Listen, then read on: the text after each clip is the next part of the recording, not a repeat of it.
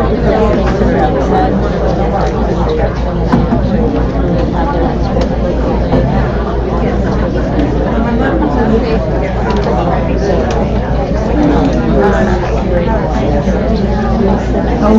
I almost texted you this morning very early. Well,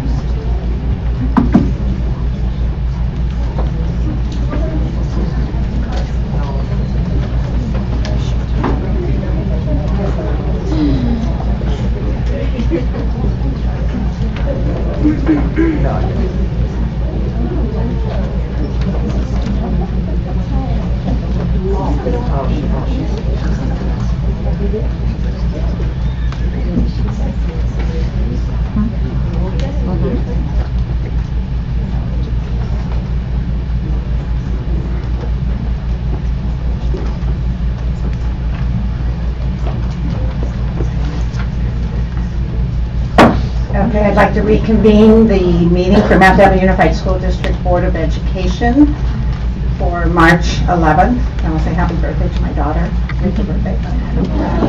And please join me in saying the Pledge of Allegiance.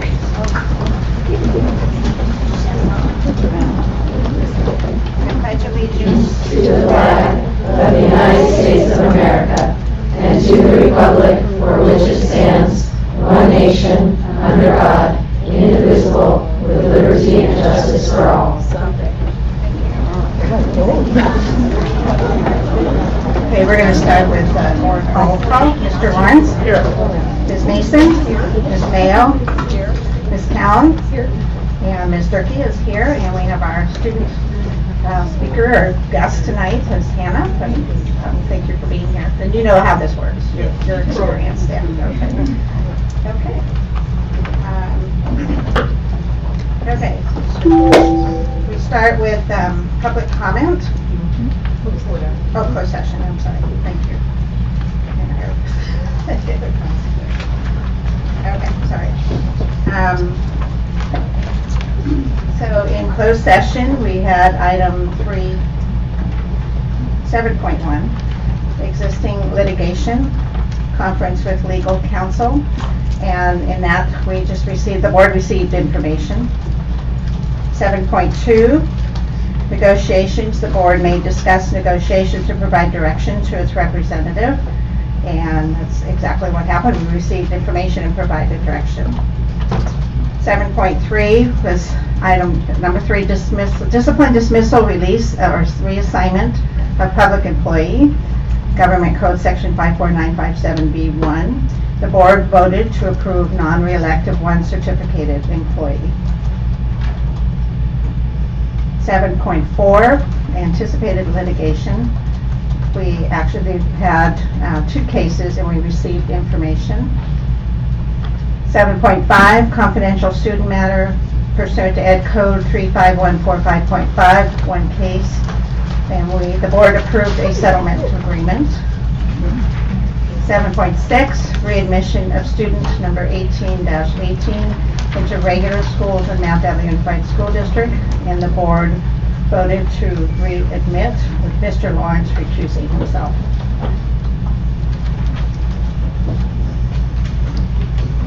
Okay. So now we move on to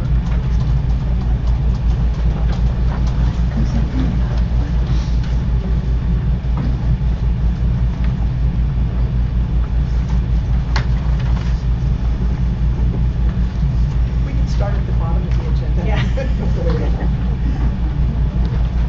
Okay, thank you. So we are now 8.1, public comment. The public may address the board regarding any item within the jurisdiction of the Board of Education of the Mount Dairy Unified School District that is not on the agenda. These presentations are limited to 3 minutes each for a total of 30 minutes for all speakers. Or the 3-minute limit may be shortened If there are multiple speakers on any one subject, the public comment period may be moved to the end of the meeting. Speakers are not allowed to yield their time. We always like to make sure people maybe aren't familiar with this process, but we, as board members, very much appreciate this opportunity to hear from folks, and appreciate you taking the time to come down and speak with us. The public comment rules are that we can listen, basically. There may be an occasion for asking the speaker a clarifying question, but we are not allowed to engage in conversation, which can be a little disconcerting when you're standing there feeling very passionate about something and we're not responding, but I just want you to understand that's why it's a Brown Act requirement. We have a number of cards tonight that if we did 3 minutes each would take over an hour. And I don't want to limit the time necessarily but I think, people, as you're listening and you feel like the point's been made several times already and you can say, I don't need to speak. We'd like to keep it to 30 minutes if possible, but again, we'll stick with the 3 minutes for now, and hopefully maybe some of you won't take 3 minutes. So. Okay, so we're going to start with Lily Lum. No, this is number 3 speaker. Was I supposed to go to 1 and 2 first? Did you want me to do a different order? Did find it? Okay. See, all numbered, oh my goodness, okay. Oh, we're all going, okay. Okay, let me see if I can find it here. 1. How about, do you want me to start with Hillary? Oh, you're Yes. Okay, Hillary Garcia. Hi, my name is President Dr. Meyer. Can I get on?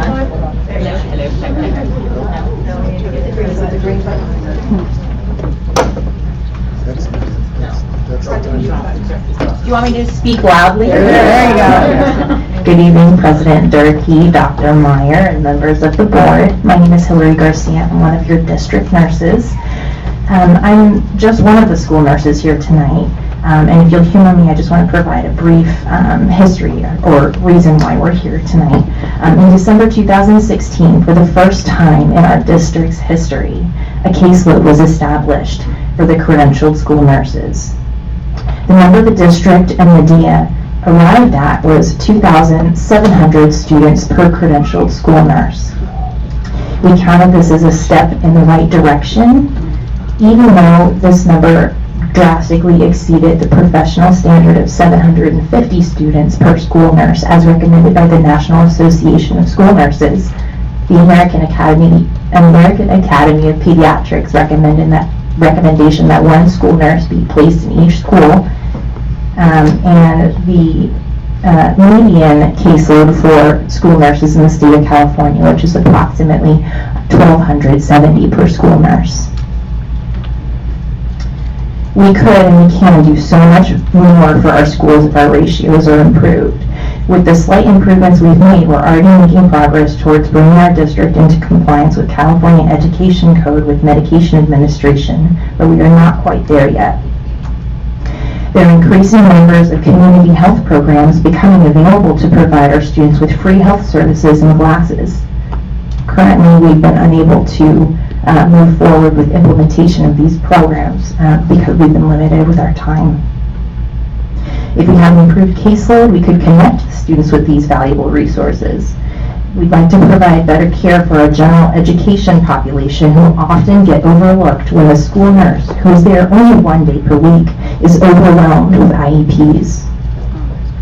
All this to say nothing of the potential safety issues. Better ratios would protect our students' safety. We ask the board to consider the evidence that healthy children learn better and that school nurses' presence improves attendance. We urge you to support the health and safety of our students by including improved caseload numbers for credentialed school nurses. San Jose Unified, a district comparable to us in size and demographics, has a caseload of 1,250 to 1. LA Unified, as you know, just opted to place a nurse in every school. We asked for a caseload of 1,250 to 1, which would dramatically impact the presence and the ability to do our jobs, specifically, especially for me in Bay Point. Again, imagine our concern when we were told that this caseload, our 2,700 to 1 caseload, which really isn't adequate, was rejected at the bargaining table. Okay, we have B. Agronow. Members of the board, Dr. Meyer, thank you for this opportunity to meet with you. I have been as a school nurse for over 30 years, and 24 of that has been in this district, so I've really enjoyed working here and serving our children. And as Hillary said, we are asking for a caseload of 1 nurse to 1,250 students. And for me, I'm going to speak to you about the health procedures and the health care plans that we are working with, because that is a big part of our jobs right now. When I began as a school nurse, I had no diabetics in my schools or even in the district. It has just risen over the years, and now I think most of our nurses have anywhere between 1 to 6 students with diabetes that they are managing. And that is just too many to do with our large caseloads. And if we had students that are supporting the medically fragile students, we're able to help them access education and attend school. And we nurses can help the students and liaison with parents and health providers to determine the needs that these students have. We can train our staff and to supervise them to make sure they understand how to do the procedures. And some of the procedures that we work with, in addition to helping our diabetics with their insulin and their blood sugar management, we provide catheterizations to our students, tube feedings, suctionings, and anything else, monitoring diabetics and monitoring our students with seizures. So the numbers of students that needed specialized procedures have increased by 300% over the last 10 years. In 2010, we had 29 students with healthcare procedures in the district. This year, we have 98, and that continues to grow. With even just diabetics, the statistics are that they're going to be increasing in incidence by 2 to 5% each year in the newly diagnosed type 1 diabetics. And these are the children that need a lot of support because they don't understand how to manage their care when they're just newly diagnosed. So I continue to plead with you that you do lower our caseload to a manageable number that we can support our students and keep them safe. Thank you. Okay, we have Lily Lum. Good evening, Superintendent Meyer and board members. My name is Lily Lum. I'm one of the senior MDUSD credentialed school nurse and master's prepared nurse practitioner for the past 13 years of my 43-year nursing career. The schools I cover are Mount Diablo High School, Olympic High School, Alliance High School, Crossroads High School, and the Loma Vista Bridge program by choice. I'm concerned that negotiations are not progressing and the district has been unwilling to lower student to school nurse caseload. I enjoy the challenge of working at some of the district sites with the highest socioeconomic need. One of my students was diagnosed with a birth defect in 10th grade that affected her ability to run the mile and keyboard in a timely manner for her AP classes. She came to my attention when she needed a PE excuse. She did not have a 504 or IEP to accommodate her disability. It is only this week in 11th grade that a 504 is in process after all these years to accommodate her disability. This involved calling the parent who wasn't aware of his daughter's rights for accommodations, consulting multiple medical specialists involved in her care, obtaining parental consents and documentation for her 504, notifying staff every semester of need for accommodations since she was downgraded for not keyboarding or running fast enough to improve her grades. The student represents only one of approximately 1,400 students I serve at Mount Diablo High School 1.5 days a week. The work involved for this one student left me with limited time to help the district stay in compliance with IEP health assessments. Each week, I'm forced to choose in the 10.5 hours at Mount Diablo High School whether I can address a health need like hearing loss of a regular education student or attempt to complete the assessments for special education students. I would like to continue my school nurse practice with safer nurse-to-student ratios and increase the district's compliance with special education and health-related education codes. Thank you. Thank you very much. And Christina Merrick? Good evening. Thank you very much for having your nurse, letting us talk with you guys tonight. Again, my name is Christina Merrick, and this is my 8th year as a credentialed school nurse in Mount Diablo Unified School District. I'm one of 14.05 FTEs for the entire district. Our caseload is one credentialed school nurse to 2,700 students, which is staggering. And my current caseload also only allows me 1 day per school each week. It has been proposed that our caseloads be lowered to one school nurse to 1,250 students. We heard that the district bargaining team isn't interested in lowering nurse caseloads, and I could talk for hours about the positive impact that lowering school nurse caseloads would provide, but I would like to focus on one immediate change that could change the lives of 117 of our most vulnerable students. Last year, I referred 165 students for not passing a vision screening at school. Of those, I was only able to have 48 students seen by an eye doctor, which means currently just at my sites, 117 students are falling behind their peers and increasing the achievement gap in our district. That is 70% of those that are referred. That is staggering, that aren't being able to be seen. Teachers of those students this year might be wondering why that student is falling behind. Are they goofing off? For many, it is simple as not being able to see. You have no idea how hard it is for me to come up here and say I couldn't help 117 of our most vulnerable students.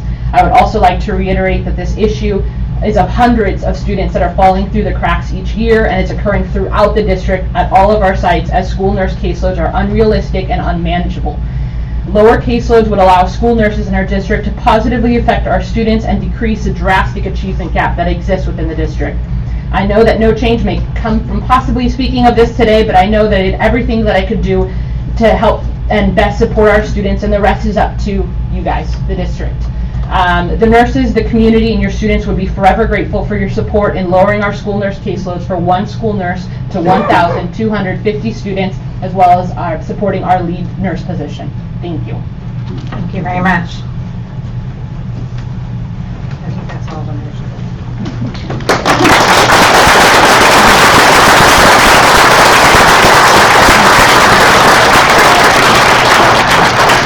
Brenda Aquinas. Brenda.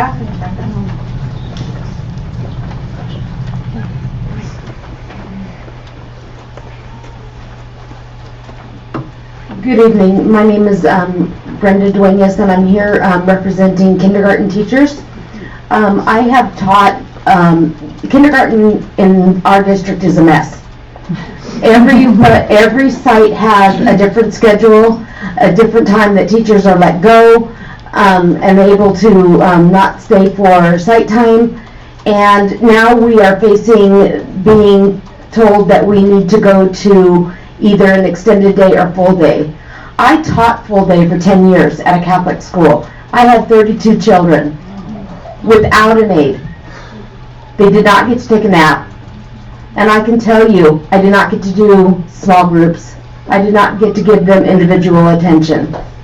Now, I'm teaching at a site where we have a split schedule, and I have 2 hours with 14 children in the morning and in the afternoon. I'm able to give them small group time. I can give them individual attention. They're reading. I teach at Bel Air Elementary in Bay Point, and my kids are reading.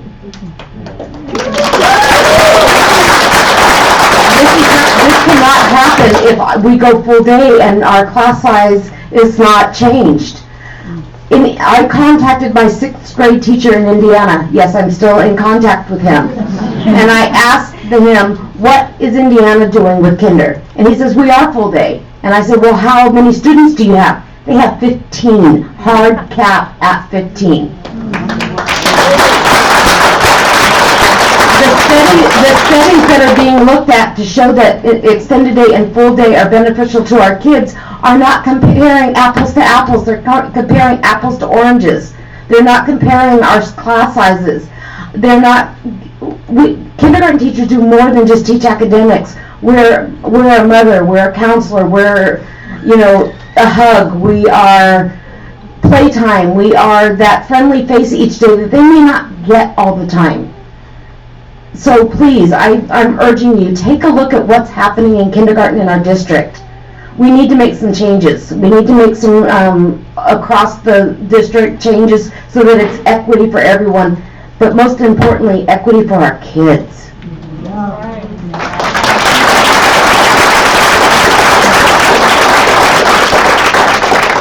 Shelley Foe.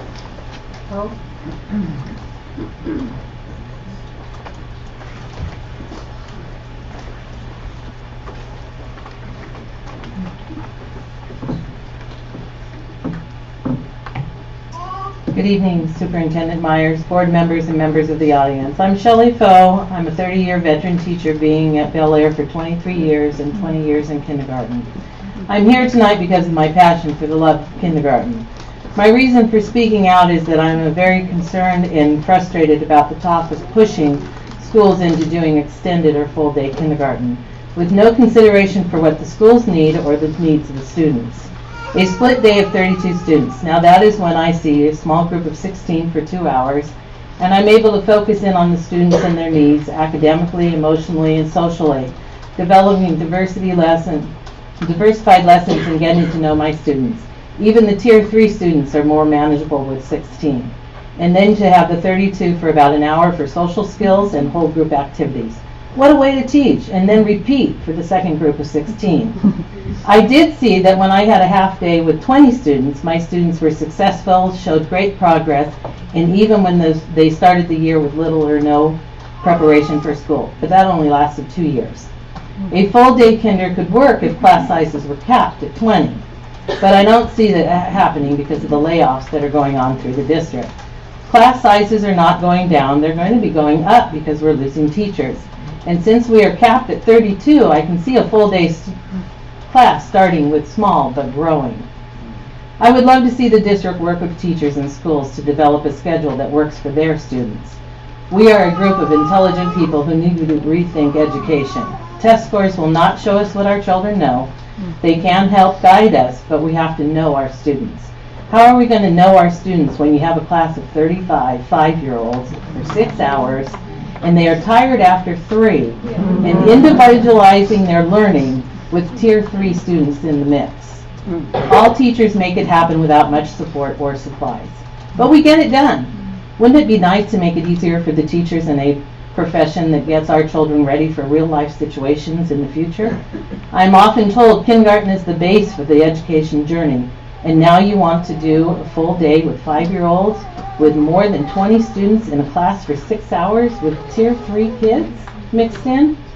Please take the time to think about this. Better yet, come to see what we're doing in kindergarten students in a split day at Bel Air. Thank you.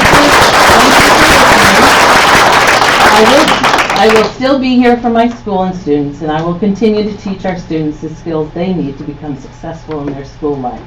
Kindergarten is the base to their educational journey. Let's start them off right with the individual attentions in smaller class sizes. Thank you. Thank you. Ann Collins.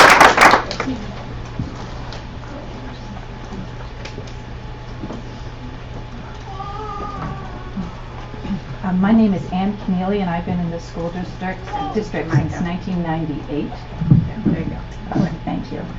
My concern is about funding that we've been receiving in the district since 2013, class size reduction funds for K through 3. And my concern is that I've had lots of difficulty getting accurate information from the district about those funds. I ended up getting the information from Dublin Unified School District, who simply laid it out, said, this is how you go, just go online, don't just ask for information about class size reduction in K through 3. It's K through 3 grade span adjustment funds, and it's all laid out there, but I couldn't get that information from my district. In that, it says that the class size average for K through 3 needs to be, since 2013, going toward an average in each class site, and not throughout the district as some people thought it was, but in each site of an average of 24 students. But it seems to have been going up and down. I know it is in my classroom. And Valhalla has a classroom, a TK split K, a colleague of mine told me, with 29 students in it. And it's 2019, and by 2020, we're supposed to be at an average. That's it, average every site, not working towards it, but at it. And even in that school too, there's a kindergarten with 27 students.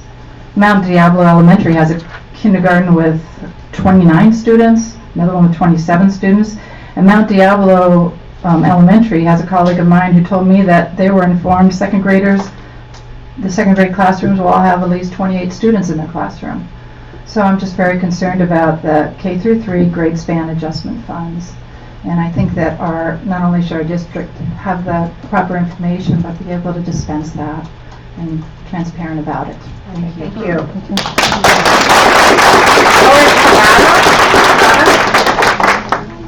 Philip Cavado. I'm sure I'm not saying it right, I apologize.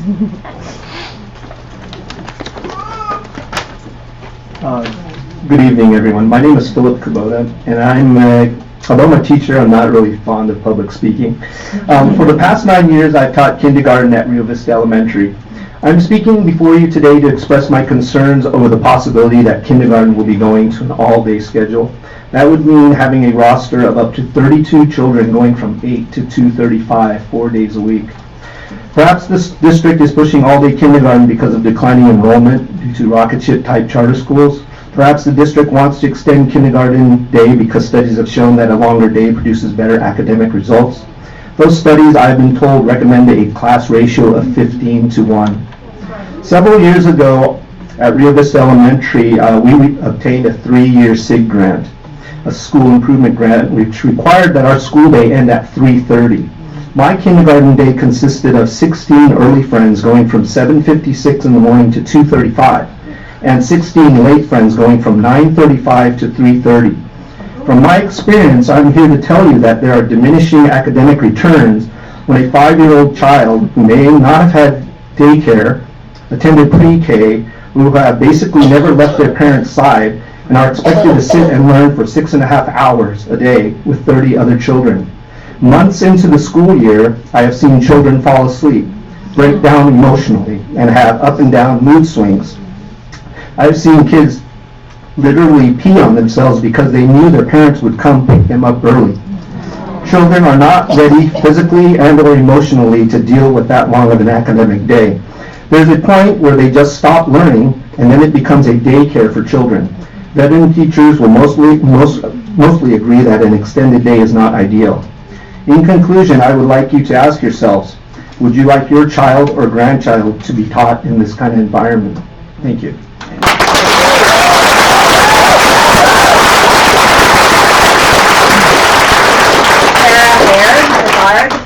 Sarah.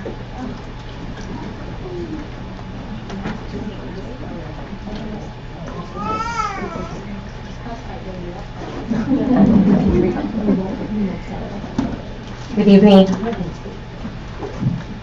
wait for the ladies.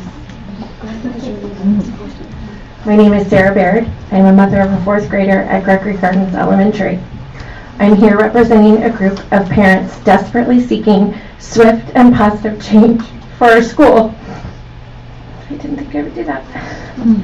We fully support our teachers here tonight, but class size is not the only concern.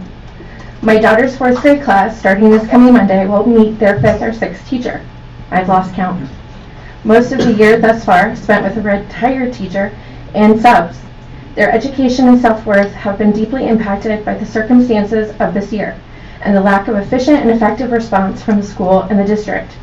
About 8 weeks into the year, the district promised the parents an assessment of our kids to see how far behind they are. We're still waiting. I'm here requesting the following: immediate assessment of the specific 4th grade class and resources including but not limited to after-school tutors to bring our children up to standards.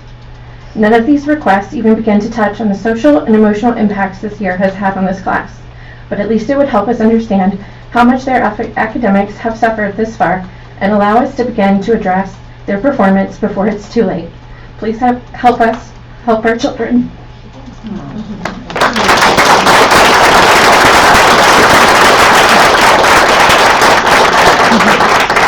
So there's no way for me to know. Morgan. So what's your name? Morgan. Morgan, okay, I'll find you. Hi, my name is Morgan Foster. I'm a mother of a 2nd and 5th grade student at Gregory Gardens Elementary School. I am here representing parents seeking change at our school. We fully support our teachers that are here today, but class sizes are not the only problem happening at Gregory Gardens Elementary. This demand comes after hundreds of attempts to inform and seek help from the district. Our students are experiencing physical violence, bullying, teacher absenteeism, substandard discipline, and mentally abusive environments on a daily basis. The need for help has gone unheard and unanswered for far too long. Our school is severely lacking in playground and in-class supervision.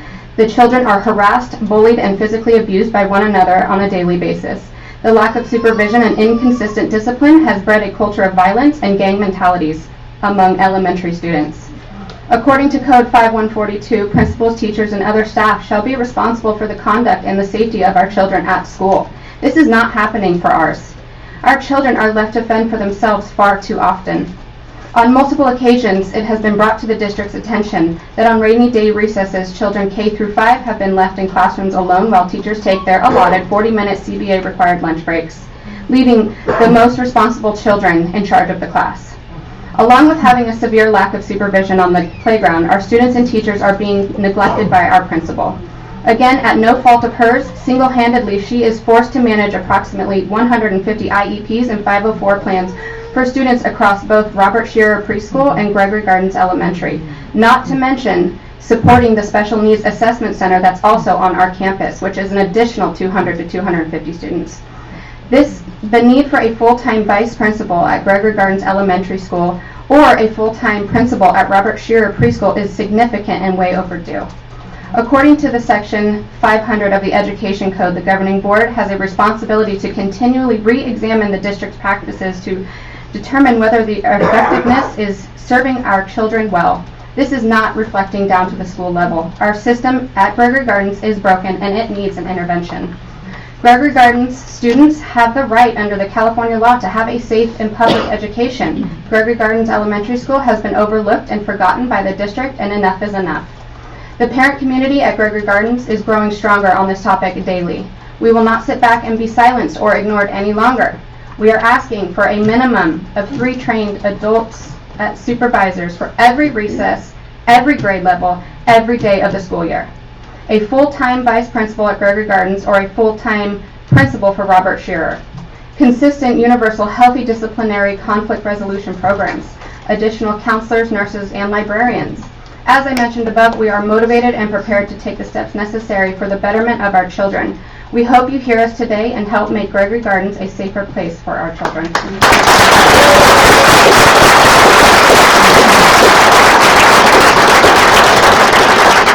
me your name, because I'll now find your card. Just what's your name? Okay, sorry, Stacy Norman.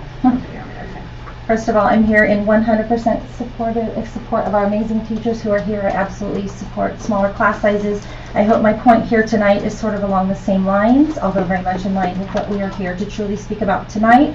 Again, my name is Stacy Norman. I'm an adjunct professor of early childhood studies at Diablo Valley College. I'm a substitute teacher in Mount Diablo Unified School District, and more importantly, I'm the mother of a beautiful first grader here at Gregory Gardens Elementary. I'm here tonight basically representing all the parents who are actively seeking positive change at our school. First and foremost at the top of our list is safety, both physical and emotional. This is a tenet of your education code, 51019, which clearly states, and I quote, "A safe, nurturing environment is necessary for learning." Sadly, I'm not seeing this at Gregory Gardens, and what I have witnessed is no less than a litigious liability at best. During my time on campus, which averages about 3 days a week, I have witnessed things that compromise our children's safety and emotional well-being. The most glaring example is the lack of adequate supervision at recess and lunch, the most egregious being children left unattended in their classrooms during rainy day recess. There are not enough supervisors during these times to effectively and safely monitor the children, a reality which has created clear and measurable behavior problems at every grade level. Further compounding this issue is the lack of properly trained supervisors at said lunch and recess. As behavior has deteriorated, so too has the way this staff deals with our children. I repeatedly observe recess and free play being revoked, denying our children the necessary physical movement needed in order to meet the academic demands of the classroom.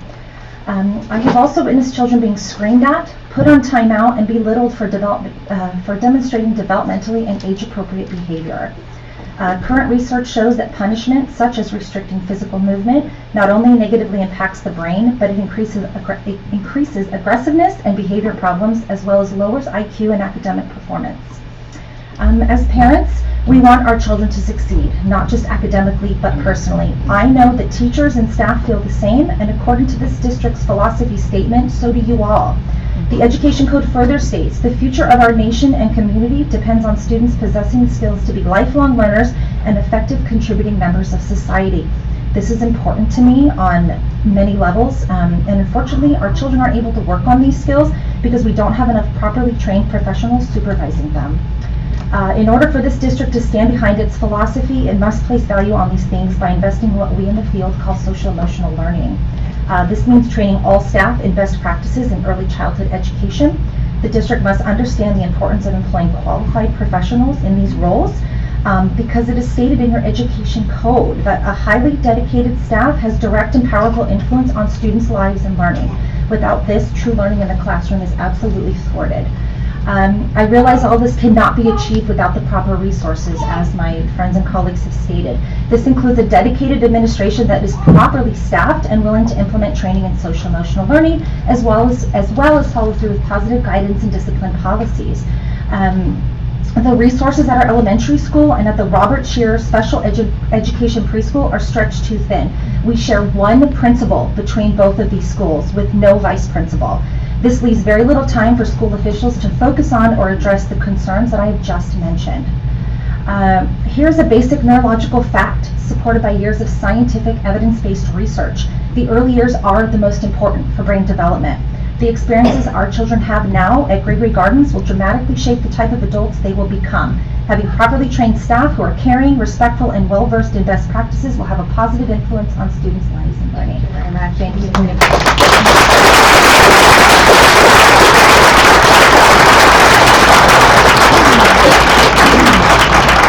Cindy Novello.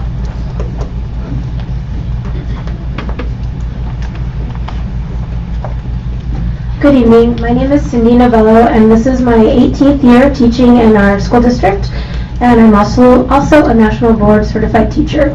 I came today to speak about class size. I know that our union asked the school district if they would cap the class size in the lower elementary grades at 24, and I know the district came back and said no.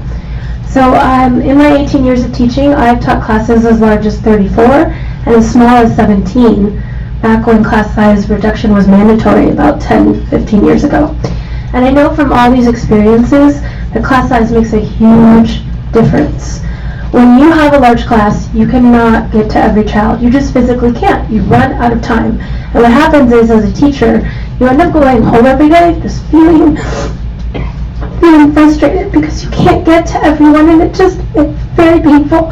And so anyway, the students feel that. They feel that what you're carrying is weight because you just can't do your job as well as you know you could. So I know that the district right now wants our class size to be 24 as an average by site. And as my colleagues spoke about, this is not equitable. There are times that we have classes on our campus, even this year. One was 17, one was 28. So someone has 11 more children in their class. So how do you decide who gets class size reduction and who doesn't? Who gets a better education, who has more opportunities and more resources, and who's not worthy of that? It's just not equitable. So I urge you today to listen to the teachers. We know what we're talking about. And I know I'm crying, and I didn't expect to cry, but it's so frustrating because for 18 years, we know what we're talking about. We see it, we live it, and we just don't feel heard. So I just urge you to reconsider capping our class size at 24. Just do what's best for the students. Believe in us. Know that we know what we're talking about and that we want the best, and just let us know that you care, because really, that's what we want. We want to know that we're not a number. We want to know that you know that we matter. Thank you.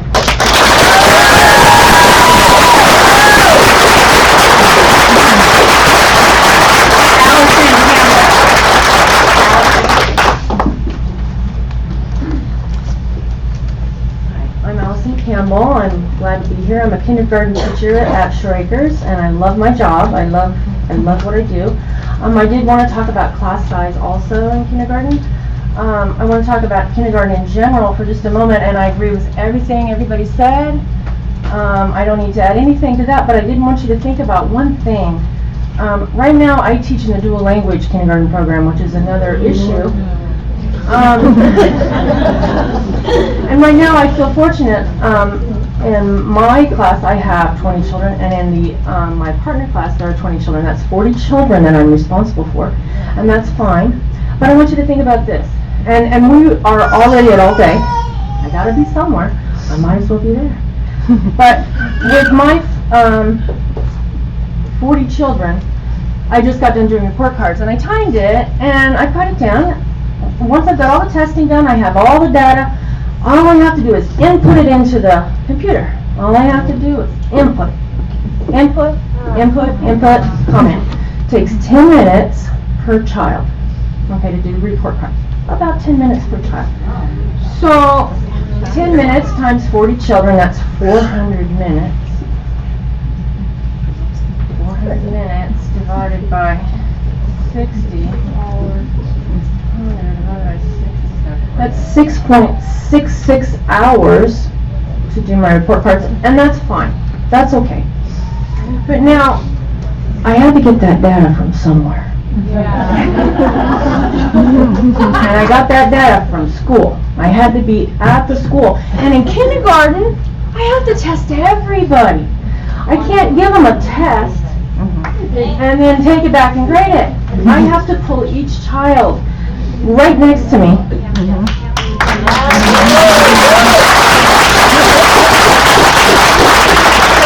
Children. Testing. And to test each child, now I don't do all the tests at once, so I do one test for this child. Okay, we're going to test our letter names. Okay, so we test our letter names for each child. All right, I got that done. That was the uppercase. Okay, now children, the next day we're going to do the lowercase letters. We do the lowercase letters. Oh, but now we have to do the sounds. Now I want you to think about my 40 children that I have to test. And how much time does it take me to test each child? Because let's just say I've got 10 assessments I have to do. There are more, but let's just say 10 because I can multiply by 10 really fast. So, I have 10 minutes per child in my classroom. Well, we already did the math. We already know that I need how many hours? In the classroom. In the classroom. So while I'm testing for 6 hours, what are the rest of the kids doing? So, now, and I could have more children. By the end of this year, I could have 32 children in my room and 32 children in the other room. And now I've got 64 times 10 minutes per child. That's 10 and a half hours just inputting the data. 10 and a half hours just inputting the data that I had to get from the classroom. Okay, Allison, I'm sorry, your time is up.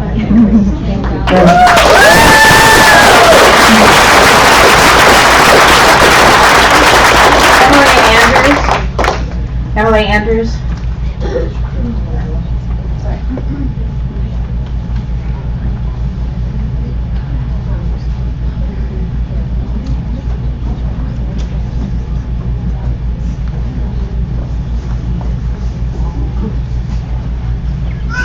Good evening, President Durkee, Dr. Meyer, and our esteemed members of the Board of Education.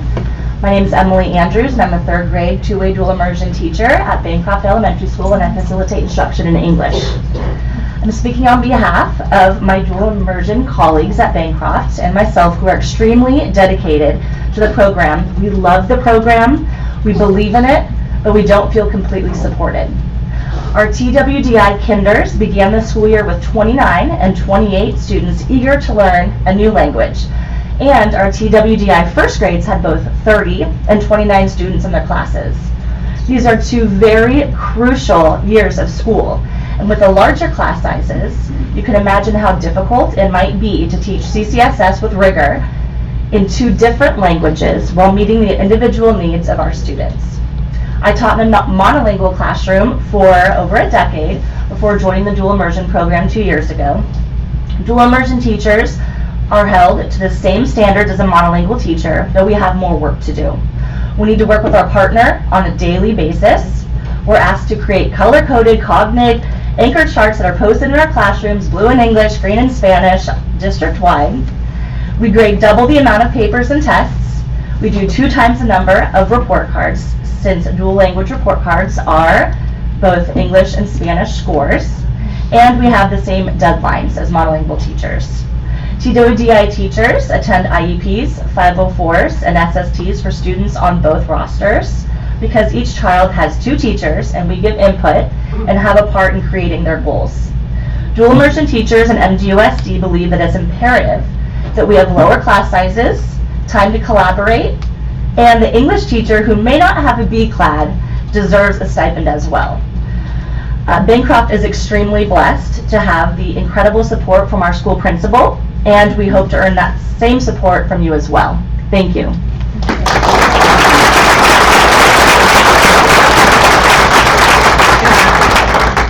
Annie. Shelley goes by her first name.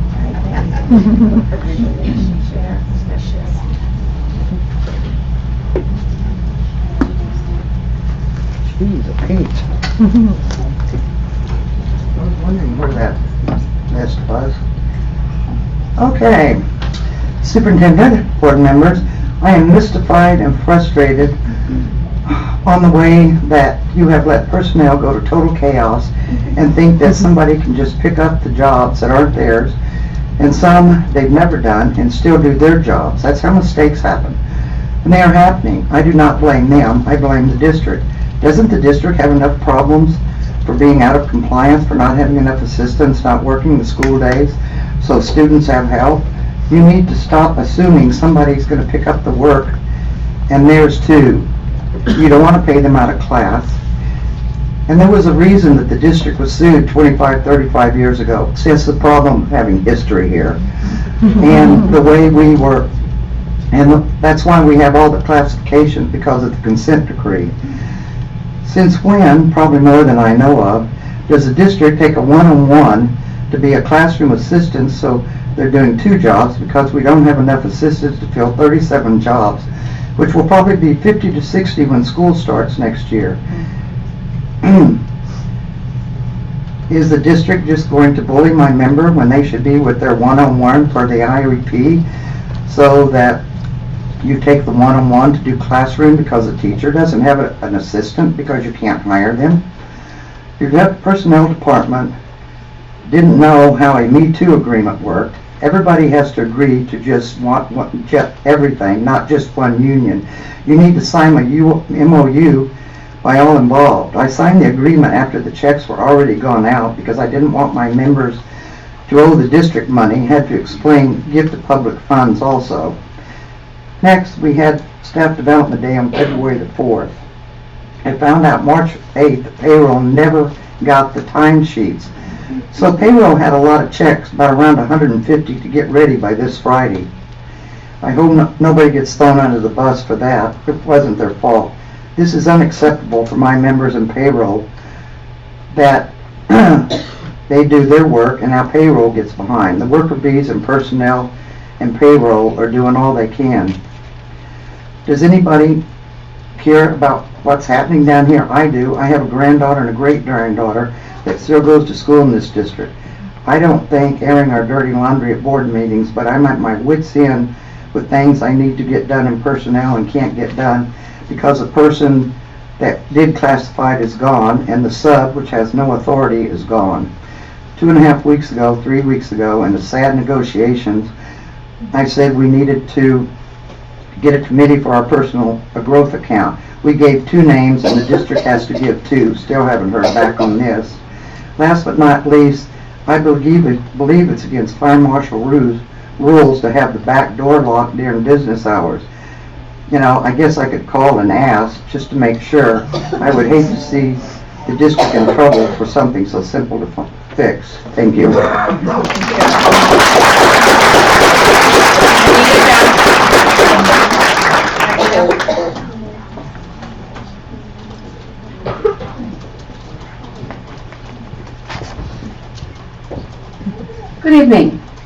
By now, you've received many petitions regarding kindergarten slip schedules. Slip schedules are beautiful and need your protection.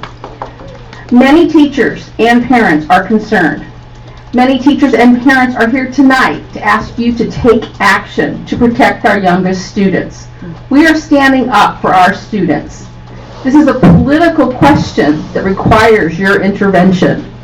There are two opposing points of view.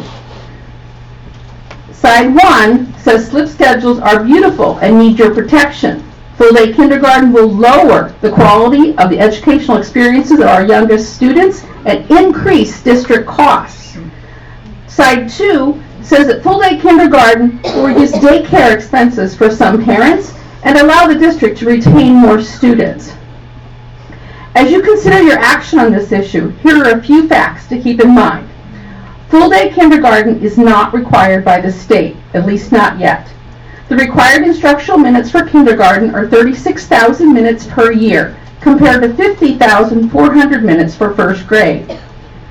Families at most of our Title I schools already have access to free daycare through the after-school program. For 4 and 5-year-olds, California law limits the staffing ratio in daycare centers to 1 teacher per 14 students. Some 4 and 5-year-olds are not yet fully potty trained. There will be accidents, hopefully not more than 1 at a time. That's why class size matters. 4 and 5-year-olds cry. They want their mommy. They need help with everything. They cannot write their name on their paper. Class size matters. Obviously, there's great variation in how much it matters.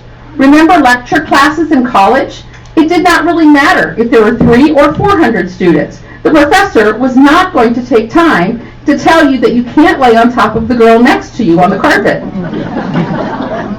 Class size matters a lot in kindergarten. Split schedules are beautiful because they provide some time for small group instruction while also controlling costs. And kindergarten is the first school experience for our students. I've presented this political issue as having 2 sides. Perhaps there is a third way that you can find. Whatever you do, please take some kind of action to protect our youngest students. Thank you.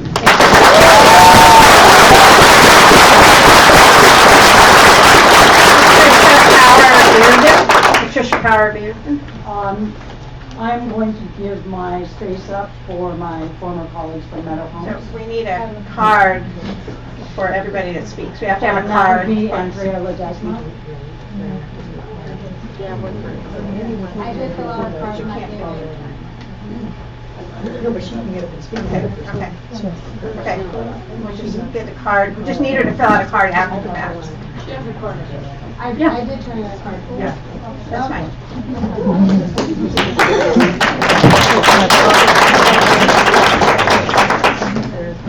Thank you for remembering how to pronounce my name. Did I do it? Yeah, I said thank you. Last time it was hard.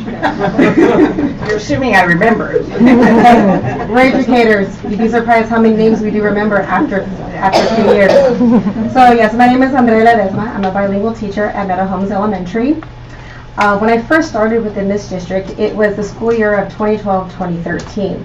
That time, I had 21 students, and we were AM PM, and we were just for 3.5 hours. What seemed like not enough time then was, ironically, enough time compared to what we have now. So we were in charge of teaching both languages, English and Spanish, and as well as teaching, we have to do the assessments. And now, the assessments take more or most of all of our time to teach. Now, if you fast forward to this school year, our kinder classes are a full day, have at least 28 students. However, if you are in the bilingual program, you have anywhere from 28 to 58 combined. Think of the assessments, the testing, and how many possible potty accidents you can have in one day. Our poor janitors are tired of coming to clean our bathrooms. And you're probably wondering, well, why the 58? Well, the bilingual program requires us, as stated in the master plan, that one kindergarten teacher for one language. That means midway, they switch. So you are seeing not just your roster, but you're seeing your partner teacher's roster as well. Assessments, as you heard from the other bilingual teachers, that's what needs to be done to be effective teachers. Now, we all feel that our teaching was more effective during those 3.5 hours. Our students were learning not just the concepts being taught, but developing the skills needed to master English as a proficient native speaker to meet the reclassification qualifications. And I urge you, before you make any decision, come take a field trip to our classrooms. Our doors are always open to see what it is that we do, how we do it. And please, I mean absolutely no disrespect, I'm a visual learner. So if there is a way for me to do it better, I encourage you to come and teach me how to do it. Because it is hard for me to teach, to be a parent, to be a mother, to be a significant other without worrying, oh my gosh, I didn't do that assessment. Oh my gosh, that first student, I didn't get to that student again for the 3rd week. So please, I encourage you, come to our classrooms. All of us teachers, not just Meadow Homes, but the ones who stood up before me, will have their doors open, ready for you to come and see what it is, what we do, how we do it, and when we do it. Thank you.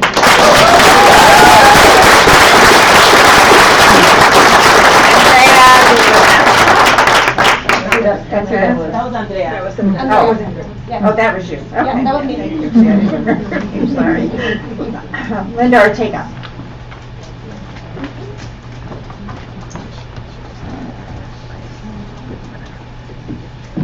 Good evening. As you know, Linda Ortega, Vice President of Medea, and I'm not here just to represent all of my teachers. I mean, I am, all the nurses, the counselors, everybody who has worked over the years to support our school district and your work in the classrooms. But I'm here today because one of our members, she is out on leave, and she heard about our meeting, and she sent me this email. So I'm going to read it to you. My name is Maureen Postiego. I am a TK teacher in the district. I am unable to attend the board meeting, so I have prepared a statement. I would like to speak to the importance of lower class sizes in TK and kindergarten in our district. I have been teaching in the district for 19 years, and this is my hardest year yet. I have 29 TK students in my class. 22 of those students are boys. I have one son, and that's enough. I mainstream one student with autism. I mainstream another student diagnosed with emotional disturbance. In January, another student qualified for an IEP with emotional disturbance. Another student is in the process of being assessed. As you can imagine, I have a lot going on in my classroom on a daily basis. Hitting, spitting, kicking, and using inappropriate language. A substitute teacher and a special education assistant have been hit in my classroom. Obviously, safety of students and adults is a concern. A substitute teacher who is retired from Mount Diablo will no longer work in my classroom because of a student was so disrespectful toward her and used profanities several times when she was subbing in my class. A behaviorist in the district came to observe, and he couldn't believe how many times I had to repeat myself and that the students do not listen. I am currently on medical leave. Due to all these circumstances, there is not as much learning going on as there should be. Many students are watching the bad behaviors and following along. It's more about mainstreaming order and trying to keep students safe. How can our youngest students come to school to learn in an environment like this? If class sizes were indeed 24 students, as you have been led to believe, then teachers would be able to deal with the issues we are encountering in our classrooms these days. We are faced with more students with behavior problems as well as social and emotional issues. With smaller class sizes, we could reach these students with every intervention to avoid problems in their academic careers in the future. Students will be able to learn and teachers will be able to teach. As of now, the district is doing a disservice to our youngest and most valuable students. Thank you for listening to what I have to share and your time. Thank you.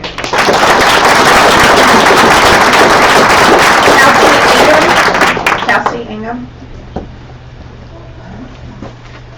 Good evening, everyone. My name is Kelsey Ingham. I currently teach at Oak Grove Middle School. I would like to speak to you tonight about the fact that the district bargaining team is not remotely interested in considering lower class sizes at Title I schools. You know, and I know very well the impact that lower class sizes would have, especially at Title I schools like Oak Grove. We are all very well-educated people in this room, so I won't list the various statistics that would improve if we did have lower class sizes. What I will ask is, why are we continuing, the district I should say, continuing to ignore this research? If the answer is budget, then where is the money going? My most recent information regarding this issue is that even with declining enrollment, district revenue has increased by 2.3%, while expenditures have increased only by 1%. The district has implemented measures to adjust expenses for declining enrollment, although not enough of the cuts have been at the management level. Why are the cuts coming from teachers? Why are the improvements like class size being so denied so blatantly by the district bargaining team? The numbers don't add up. We hope as teachers to see all bargaining teams working together like San Ramon Valley Unified did. If not, I am 100% sure teachers would work together like Oakland and LAUSD. Thank you.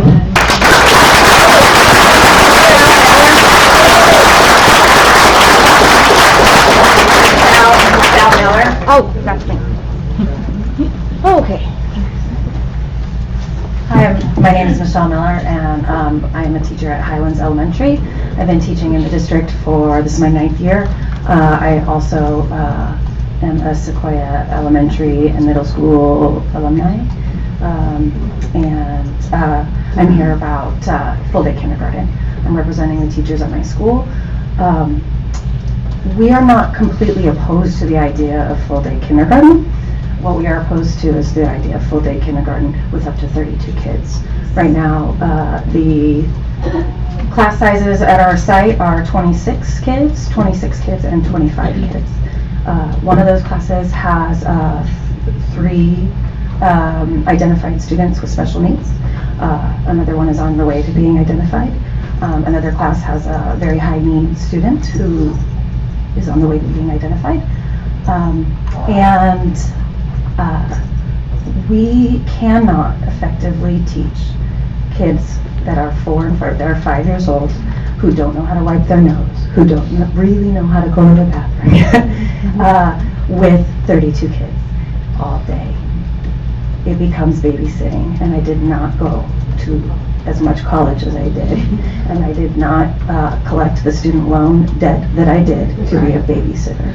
Okay, it feels disrespectful that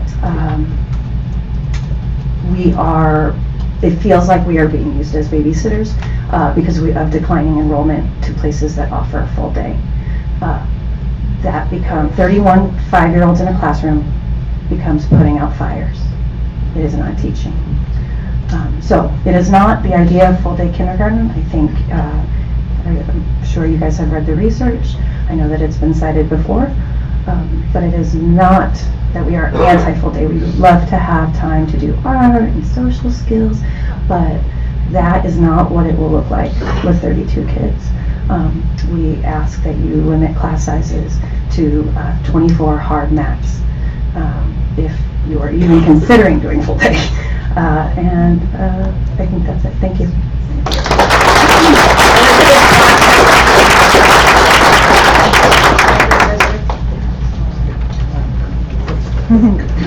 As you know, I never leave home without my science. Thank you for being open to hearing from me again. Last month when I came to you, I talked to you about the importance of executive functions.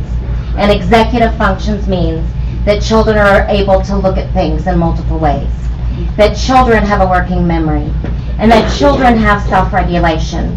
I just recently had the opportunity going to the California Department of Education, where I am being certified as a preschool trainer, and I was able to hear from Dr. Dickinson from Vanderbilt College, and he specified that self-regulation is actually a precursor to cognitive regulation. And children who do not have cognitive regulation are unable to learn to read and focus. So when we focus on these very beginning foundational skills that are very clearly stated, the science is exploding on neuroscience and how our brains work. When we focus on cognitive functions and we spend time doing that, then we're setting up children for success. When I was with you last time, we talked about the importance of relationships, and that relationships are the key to executive functions. Children cannot learn these things without the relationships. Why are relationships important? Well, according to this research by the National Science Council on the Developing Child through Harvard University, young children experience the world as an environment of relationships, and these relationships affect virtually all aspects of their development: intellectual, social, emotional, physical, behavioral, and moral. The quality and stability of a child's human relationships in the early years lay the foundation for a wide range of later development outcomes that really matter: self-confidence and sound mental health, motivation to learn, achievement in school, and later in life, the ability to control aggressive impulses and resolve conflicts in a nonviolent way. And we know that our schools in middle school and high school, this is an issue. And so when we set that foundation to help them out, we can be proactive in solving some of those problems. What is the scientific evidence about how relationships affect learners? Relationships are important to school adjustment. Children who develop warm, positive relationships with their kindergarten teachers are more excited about learning, more positive about coming to school, more self-confidence, and achieve more in the classroom. Relationships with peers also are important. Children who experience greater peer acceptance and friendship tend to feel more positively about the school experience and perform better in the classroom. This is not just something I've noticed after 26 years of teaching. This is what the science says. When we look at implications for policy, and that's your part, right? We're looking at, when considering within the context of a child's environment of relationships, the concept of school readiness is not exclusively a matter of fostering literacy and number skills. It must also include the capacity to form and sustain positive relationships with teachers, children, and other adults, and develop the social and emotional skills for cooperating with others. Today, I had the wonderful opportunity to lead a PD for our district. And I am so excited to teach all the people I know about the beauties of developmentally appropriate practices. And I showed a video of children decomposing numbers. And I had 10 children all working in groups of 2. And I was able to address and have that interaction and directly teach every child. And then I began to reflect. With 24 kids full day, that's 12 groups of 2. So Elizabeth, I'm sorry, but your time is up, so.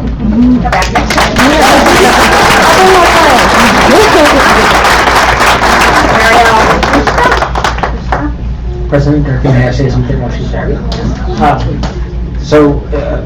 President Durkee said at the beginning that the board is limited by the Brown Act in terms of our responses, and I know for many teachers who had professional development today and people who have families that they may not want to stay long, but I did just want to point out that the next 3 items on the agenda, I think some of the questions that are being raised here will have a chance to address through board member report, superintendent report, and then the budget presentation. So, thank you. Good evening. Hello, Dr. Meyer and members of the board. Thank you for being here, and thank you for your hard work for our students. My name is Ariel Spusta, and I went all through Mount Diablo as a kid. Went to El Monte and El Dorado and Concord High. I came back about 5 years ago and started to work at Wren. I worked for fourth grade, 34 students, not enough room to have a table, to pull a small group, even if I wanted to, as wall-to-wall desks. And this year I had an opportunity to go over to Gregory Gardens and teach kindergarten for the first time in 21 years. I truly enjoy my job because I can do my job. I can teach these kids how to read. I can teach them how to blow their nose, although that's gross and it's totally part of my job. Somebody cries in my room at least 3 times a week. Often it's about blocks. Sometimes it can be about a door closing. and they felt left behind. That was a 15-minute hysterical cry this last week. I have a moment to take them in these small groups and talk about, do you want your tower to be just yours, or do you want to compromise and work together with a friend? What big questions that are answered at this little teeny time I have with them. So when I thought of kinder, I didn't realize that there was 52 letters, 26 sounds, and 50 sight words. But now I know all about them, and they're pretty great that they're really learning them. But again, I'm also spending a lot of time. I have 10 to 1 for 2 hours. I can do my job. I couldn't do my job when I taught 4th grade. I really couldn't. And now looking back, it's just like you heard, it's tragic. It's not what I wanted to do. Whole group teach, pray. Whole group teach, pray. Whole group teach, pray, assess. Whole group teach, pray, assess. Move on, move on, move on. When I taught at Wren, I had children that ranged at the iReady score from pre-primer to the 8th grade, 34 students. No, I mean, I appreciate that you guys think that we're awesome. No one is that awesome to teach that much, that quick. So I would just like you to realize that the slip schedule actually makes us look great. If I can look at a parent and say, I have your kid 10 to 1 for 2 hours, I'd like a charter school to do better than that. I'd like a charter school to come to my room and see these kids reading and see them making amazing connections to the world. I think that the slip schedule doesn't cost anything, makes us look great, and thank you for your time.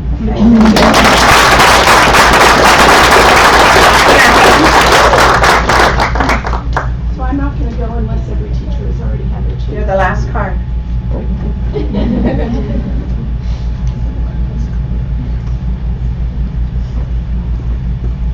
So my plan was not to come here tonight, but at 4:30 I received 4 phone calls from former residents of the Bancroft Split neighborhood.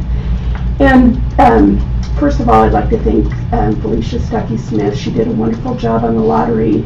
They already got their results. They got their results today. These 4 families that phoned me said they did not. They got a denial letter. So this is that same small group of children that have gone to elementary and middle that now get to split for high school. I thought we fixed this with the cohort transfer, but it doesn't appear that we have. I went to the lottery. There were 9 siblings for freshmen at Northgate. 9 siblings, no employees, and 29 cohorts and 61 choice transfers. And these 4 families who are cohort transfers did not get in.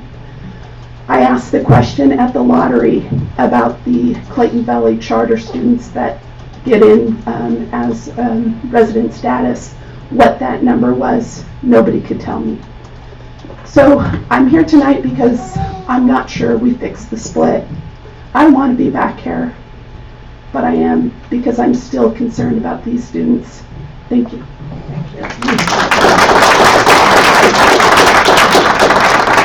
Okay, so that ends our public comment. I want to thank my colleagues up here for indulging me and going with the full time for everybody tonight. So,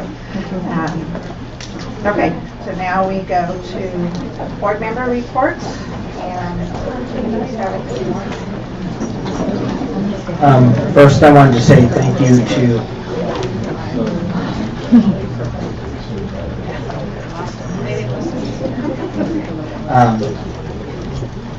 So first, I wanted to say thank you to President Durkee for keeping comments at 3 minutes. Even though it was lengthy, I think it is incredibly important to give people an opportunity to be heard. I think as a board member, frankly, some meetings are more enjoyable than others, but I think it's very important for board members to hear things that are going on. I do want to share with Gregory Garden's parents. I did a quick check of my email, and to my knowledge, and I apologize if I've missed something, I just checked this calendar year, I've not received any emails regarding Gregory Gardens, and so I would encourage parents. What's your name? I'm getting there. So my name is Brian Lawrence. I'm a member of the board.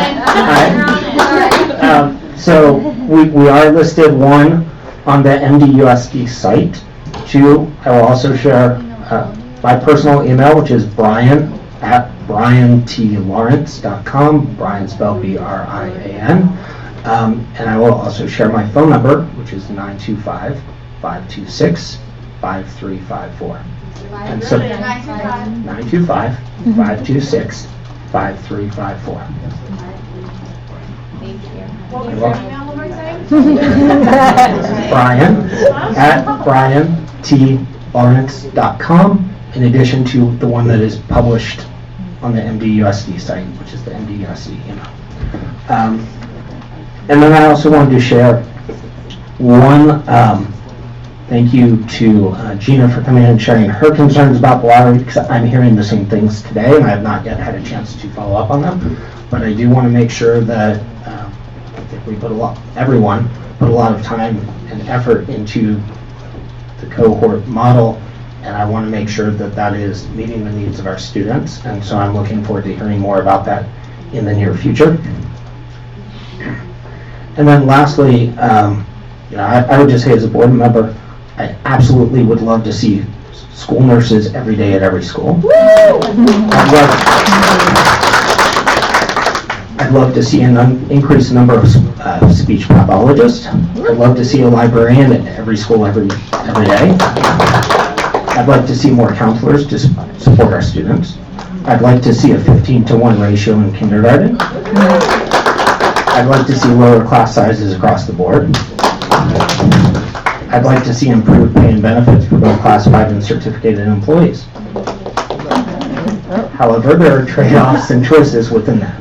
And I think that is what we as a board and we as a community have to address, that in a time of declining enrollment, and as our district has been, I think rightfully so, taking what was a large reserve and spending that down and deficit spending appropriately so, we have to make decisions about those things, and there are trade-offs inherent in that. And so that is the part that hard choices will have to be made in the coming time.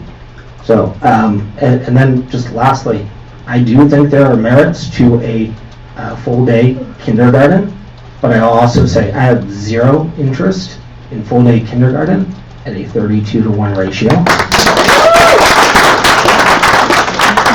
I've volunteered in four children in the kindergarten classroom. I was exhausted after an hour, and so I recognize just a small fraction of what goes in. And I think that there is an acknowledgement that, hey, we need to look at what can we do that is in the best interest of our students. And I think we need to look at full-day kindergarten. I think we need to look at extended slip schedule. And I think looking at keeping the things the way they are and recognizing that not every school is the exact same, and having the flexibility to look at those and see what makes the most sense at a particular site. So thank you for your time in coming out this evening. I will keep it brief because it's been a long evening already, but I applaud you all for coming down and advocating for your kids in your schools. That's what you should do. I went to the coffee with the principal of Mount Diablo High School last week, and there's a great group of parents that are meeting over there regularly. And on Thursday, March 14th, they're having their Academy Showcase. Anybody's interested in checking it out, they've been working really hard on that. I went yesterday in the pouring rain to the WASC in Horizons setup meeting that they had at the beginning, which I really like that program and the way it meets the needs of our students, where we're trying to offer many programs to meet all our students' needs. I would like to say that I don't believe that the after-school program believes that they are daycare. I think they believe that they're more than that. So when we come up here and talk, we need to be careful about how we speak. And I think the last thing I'd just like to say is so I came across the flyer, doesn't matter where, that I saw last week that says, "We fight, we win." And I don't look at any of this as a fight. I look at this as a collaborative partnership for all of us to get together and do what's best for the kids we serve, for the staff we have, and for our communities. And to send that message to kids, when you fight, you win, I don't believe that's true. I think when we fight, everybody loses. So, as Mr. Lawrence has said, we have some hard decisions to make, and we have a lot to consider, but I choose to look at it as working collaboratively to make our district the best district it can be. And that's all I have to say. Thank you. Ms. Mayo? Yes, I'll shorten my report. I attended meetings with several of you this last 2 weeks. The first one I wanted to call out was that on March 2nd, I spent Saturday morning in Oakland, where CSBA provided an expert panel around special education costs and how districts could collaborate across 2 counties to reduce those special education costs. And it was a very informative presentation, and there were approximately 24 districts in attendance at that meeting. What I want to share is Mount Diablo does it better than anybody else. Because we were the example. Then on March 7th, in Mount Diablo School District, you have a council of PTAs, which is for the PTA schools in the Mount Diablo School District.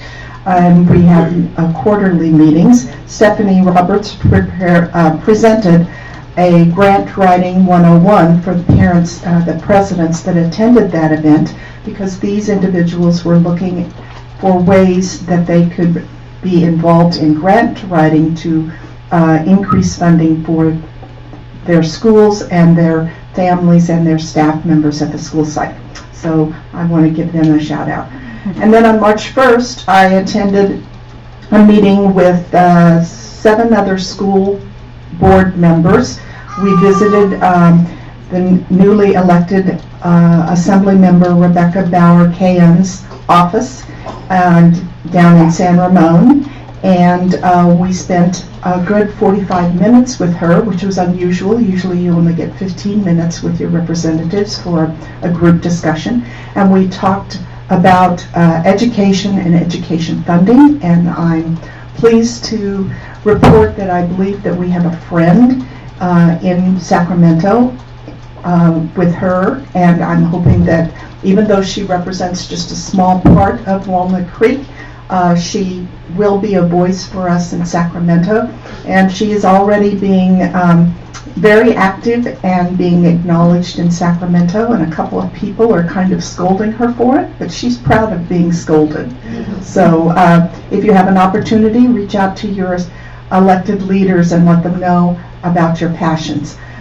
That concludes. Oh, and what I wanted to also say is that 2 of her support staff in her office are from Mount Diablo School District graduates. So it was exciting to see one student from Concord High School, from Ignacio Valley High School and Northgate High School there. Thank you. Ms. Cal? All right, thank you. So I wanted to talk tonight about 3 things: education funding, city partnerships, and science. First, with education funding, like Trustee Lawrence was saying, I think all of us feel that we ideally would have 15 students in every classroom, a full-time nurse, full-time librarian, counselor at every site, and all of the other requests that are being made of us. Unfortunately, we do have to live within our fiscal means. So there are things we can do. We can prioritize within the money that we have, but we can also advocate for additional funding, and that's what I'm working on as well. So Assemblymember Bauer-Cahen, as you were saying, is a friend of ours. She has just become co-author for AB 39, Assembly Bill 39, which will significantly increase the base funding for all TK to 12 public schools in the state of California. So please, if you can, speak to State Senator Glazer, Assemblymember Grayson, all of our state legislators, to ask them to support AB 39. There's in fact a town hall that was just happening tonight at one of our schools at Holbrook Language Academy, and so we're hoping that people were there. Anyone who was not here is over there, really asking our state senators to consider the funding that we desperately need for our schools. Tomorrow is the CSBA, California State School Boards Association Lobby Day in Sacramento that I'll be attending to do just that as well. But, you know, the more people that they hear from, whether it's phone calls, emails, or individual visits, we need it all. I also think that as a school district, we need to look at what funds the state ends up giving us that we find out in June and see where we're at. But it may be that we need to consider a parcel tax in 2020 to really get to where we need to be with our ARPA funds. And I think it's possible for us to pass it. If we make that decision, we did a really great job working with Measure J. I know many of you walked and knocked on doors just like I did, and our community supports our schools. All right, partnerships with our cities. I have been hearing in some places questions about our school facilities and whether our school fields or courts can be accessible to the public on weekends. I think in times of tight resources, that's a hard ask for us in our schools, but it is the kind of thing that we can solve through joint agreements with our cities. So I'm working on learning about. I'm as a new school board member working to educate myself on what our existing agreements are with each of our cities, but also to build those relationships with our city council members so that we can continue to build on those agreements to best serve our communities together. And then with science. Last week I observed our teachers at the county time training where they were learning how to analyze curriculum for the NGSS, the Next Generation Science Standards, through a rigorous process, and I thought it was just so incredible to see our teachers really, from a variety of different schools who understand the science concepts so deeply and are considering what is really needed to reach a wide variety of students. Taking the time to ensure that when we take the step and significant investment of adopting a curriculum, that it's the right decision to meet the needs of 21st century learning. Two events I wanted to mention that may be mentioned by you. One is the district STEM fair that the public is invited to go to this Saturday from 9 to 11 at Willow Creek Center, 1026 Moore Lane. It's a great way to see projects from all across our elementary schools, as well as I think there's the robotics teams and other groups there. So hope to see many of you there. And then our county spelling bee is on Saturday, March 23rd at Tice Valley Gym in the morning. And I wish all our Mount Diablo students there the best of luck. Great, thank you. Hannah, do you want to give your report?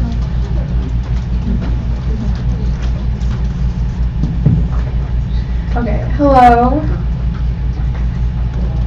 Good evening, President Durkee, board members, Superintendent Dr. Meyer, and members of the audience. My name is Hannah Genovan, and I am the ASB president from Concord High School. So I didn't really have, I don't have a big report today, but I do have a few things. I was notified earlier today that I was coming, so. So yeah. On your feet. I'm trying to, yeah, okay.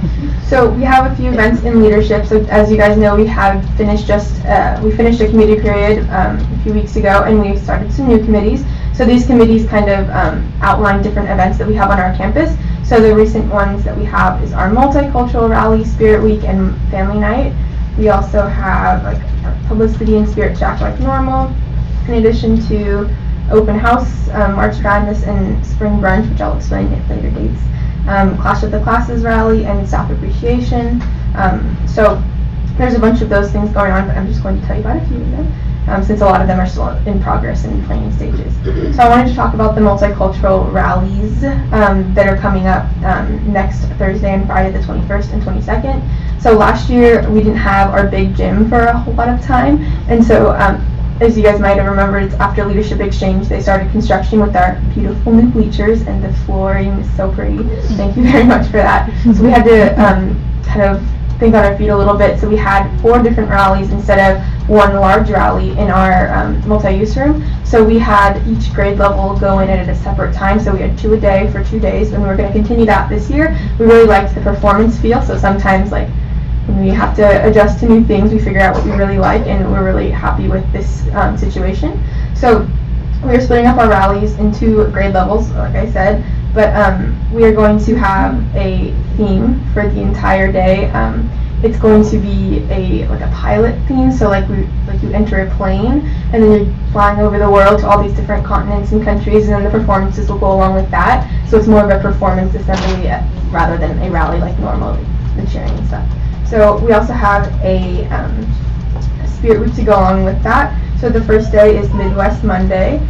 We have Tourist Tuesday, World Peace Wednesday, where everyone wears the same color. I believe it's white. We're wearing white for World Peace Wednesday.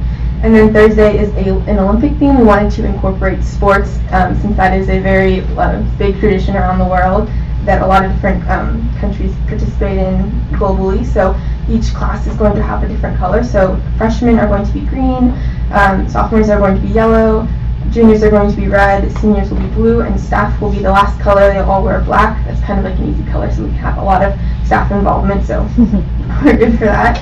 And then Friday is our Where You're From Friday. So wear your cultural clothing, anything like that you want to wear to represent your culture. We did this a little bit differently last year, where we had different, like on your rally day, you would wear your cultural gear, so you could show up with that. But we thought that we wanted to be more united as a school and have that be a little bit different, so we separated the days. Even if they aren't going to the rally that day, we'll still have more activities during lunch and things like that, so they can participate that way. But we also are having a multicultural family night, which is the day before the rally starts, so Wednesday night. It's going to be at 6:30 to 7:30, I believe. And we're just going to participate in a lot of games and come together as a community. You guys are all invited. I'll send you emails, don't worry. But yeah, we're very excited about our multicultural rally week. This is one of our most attended events and participated events in the entire school year, so we're excited to kick things off. In the meantime, we've started our March Madness tournament, which is a basketball tournament between staff and students, mostly students. Staff make up one team, but the students are very excited to play their team all the time. So this is a bracket that's going to trickle down to the very last two teams, which is going to be a very big game at the end of March. This is a month-long activity, so they're trying to battle it out. There's always bragging rights involved, so that's a big thing. We have our robotics team, who was placed 21st out of 49 teams at their Fresno competition. They've been working on the robots for months, and they're very excited about it. I know one of my friends who's part of the robotics club is making it part of her senior project, which is another thing students are working on, or seniors are working on lately, and we're very excited for them. We have a lot of things going on. I didn't really mention sports too much just because I didn't have a lot of time to collect information, but we had one of our runners, Ryan Sponziano, who's my best friend, just putting it out there. She's on a full ride scholarship to St. Mary's next year, and we're very excited for her. But she was interviewed by a very prestigious, like a sports, I can't remember what it's called, but it's a sports network, and they are in charge of a lot of different things. And they interviewed her, and if you want to check that interview out, you can go on Twitter and find it, the Concord High School Twitter.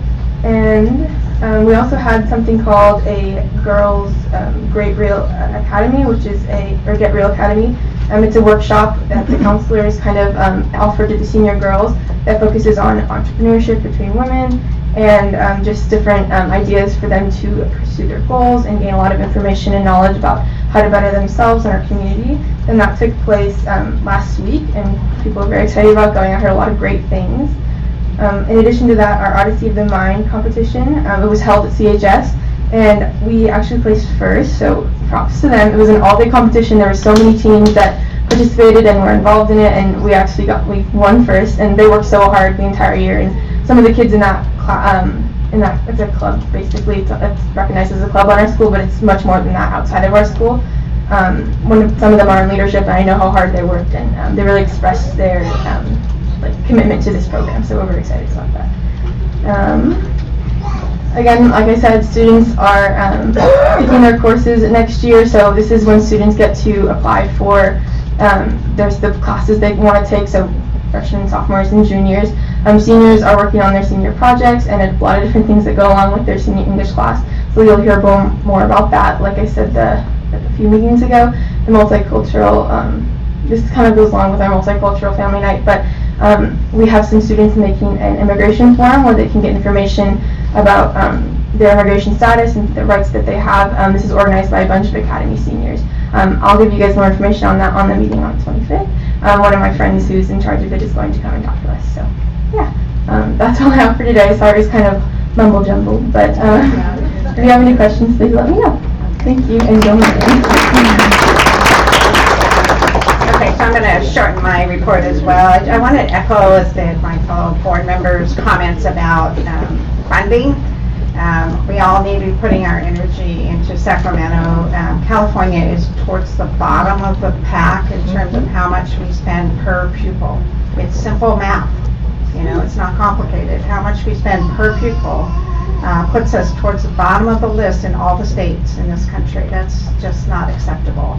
So it's a hard sell, you know, in some ways because there's a certain way that, you know, Prop 98, that school districts education gets funded, that needs to change. The whole paradigm needs to change. We need to be spending more per pupil in California public education. So Sacramento needs to hear that. So we encourage you, like everyone else said.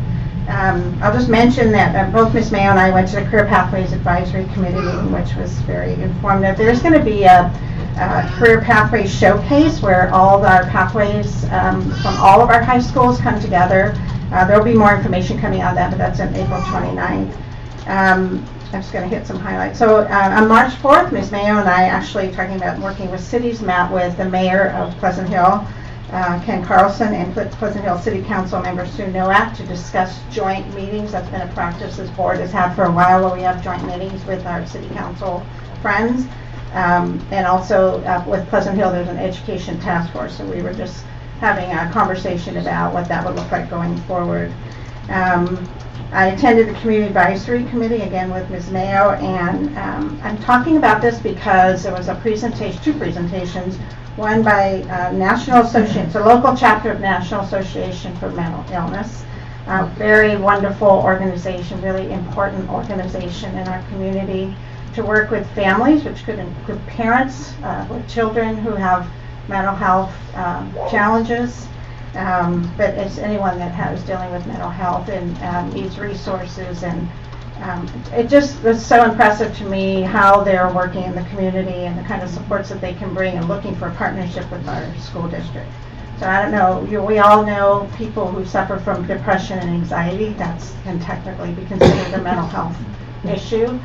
It's sadly rather common, you know, these days. And to take it out of the shadows, you know, and out from labels, and to understand how what an impact that can have on a particularly young person, but any person's life, and that we need to unstigmatize it and bring resources. So I was really happy to see that.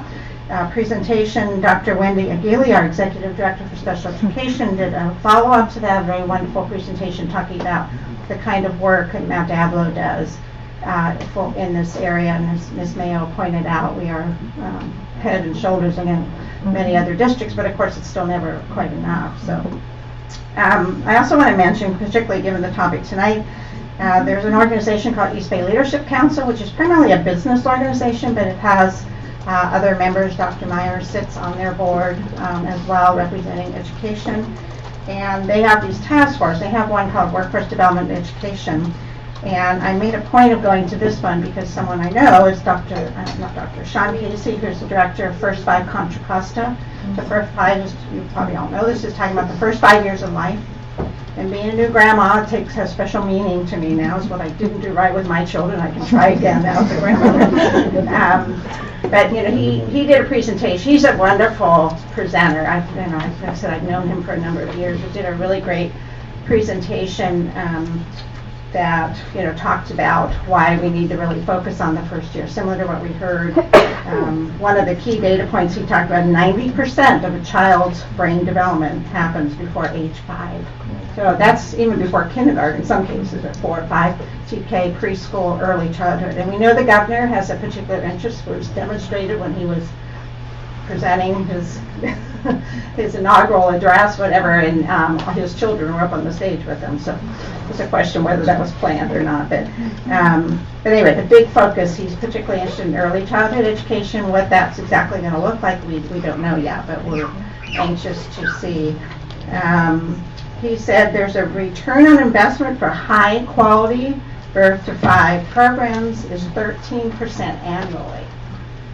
So he's talking to a lot of business people, so he had to kind of frame it in that way. So anyway, it was a really great First Five had a big role in getting us on the governor's radar over many, many years, our new governor.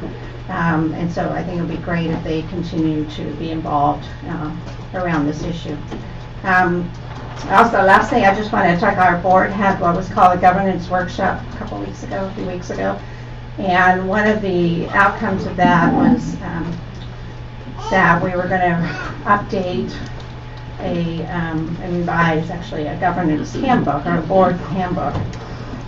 So Ms. Mason and I are tasked with that, and I just want to share with our members that we hope to have a draft to you pretty soon. One of the things we're including is something we talked about pretty extensively, is protocols for us. And so I'm sorry we haven't gotten it out, to all of you, but like I said, it should be coming. And so you'll recall some of those protocols included things like if you need information, or request information, or ask questions, and kind of those go directly to Dr. Meyer, and then she'll get what we need back to us. So communication should go to Dr. Meyer, and then there are some other ones that I can't think of right now. But anyway, I just wanted to kind of just remind you that we have those, and they'll hopefully be coming soon for you to look at, and obviously collectively we need to approve that. So again, thank you for your time on that. So, okay, that closes that part, and we'll go to the superintendent's report. All right, thank you. And Hannah, I'm curious what Midwest Monday is. Okay. Kind of scary there. Me too. So they were working on they were trying to finalize the dates, and I wasn't they didn't finalize them while I was in the room, and so they sent me the final schedule before this meeting. They haven't really responded as what that exactly entails, but it was approved by our administration, so it must be fine. So we'll find out. Yeah. Okay. Just curious. I don't want to insult our Midwest. I think they're sensitive already. There you go. Well, I'd like to know. Okay. Thank you all for your great reports. I wanted to share here we have YV High, and they were division champions, and so there's a picture of them. They always tend to have a really strong soccer team, and there they are on their field. And I also wanted to share, which I've shared at each of the meetings, this is something that has come up from the team, that our goal is to prepare students for the rigor and have high expectations and make sure that we're challenging them TK adult. So those are all of this is the district mission. And to kind of start off, this was a wonderful picture that was taken from Pleasant Hill Elementary School. They went on a hike, and I don't know if the picture does it justice, so I did circle the knees of the students. You can't really see it too well, but they were completely muddied, and they even had it on their face. I don't know how that works when I hike, but they really went all in. And the little half shot in the square is Aurelia Bassini, their principal, who went on the hike with them. So just wanted to acknowledge that learning takes place inside and outside of the classroom. Yay! And then also sharing that this is the season where we've had a lot of our 8th graders going to the high schools. And this is a picture here of, on the left, an 8th grade pep rally where Mount Diablo High was welcoming the 8th graders, and on the right, these are the 8th graders that came from Sequoia that day. They also come from Riverview and from different places. So this was their visit. So that was a wonderful thing that's been going on.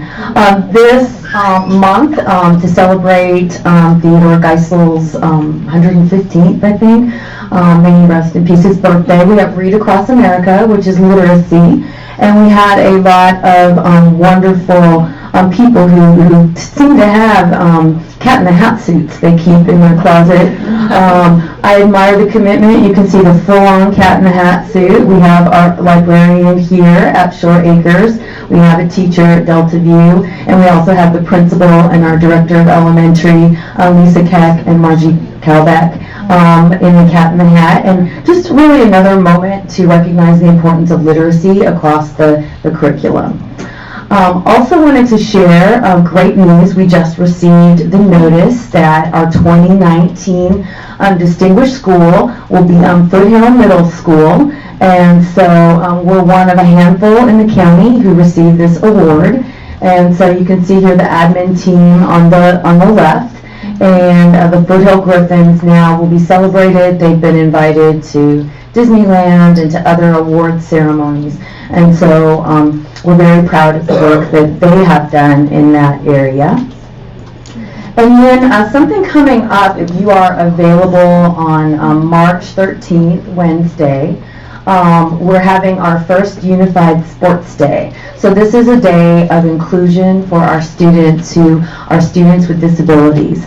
And so this will take place at YV High School, and I'll get the exact time, but it's really worth checking out, especially if another high school perhaps wants to go see. I think Concord is going to see and may do the same. And so they're going to have basketball contests and different contests that are organized, and really the idea is to include all students in the opportunity for participation. So here they are, they just got their uniforms in this picture, and so they're going to get ready, and they've been practicing for the big event. So pretty cool. I like Elizabeth's smile over there as she was looking.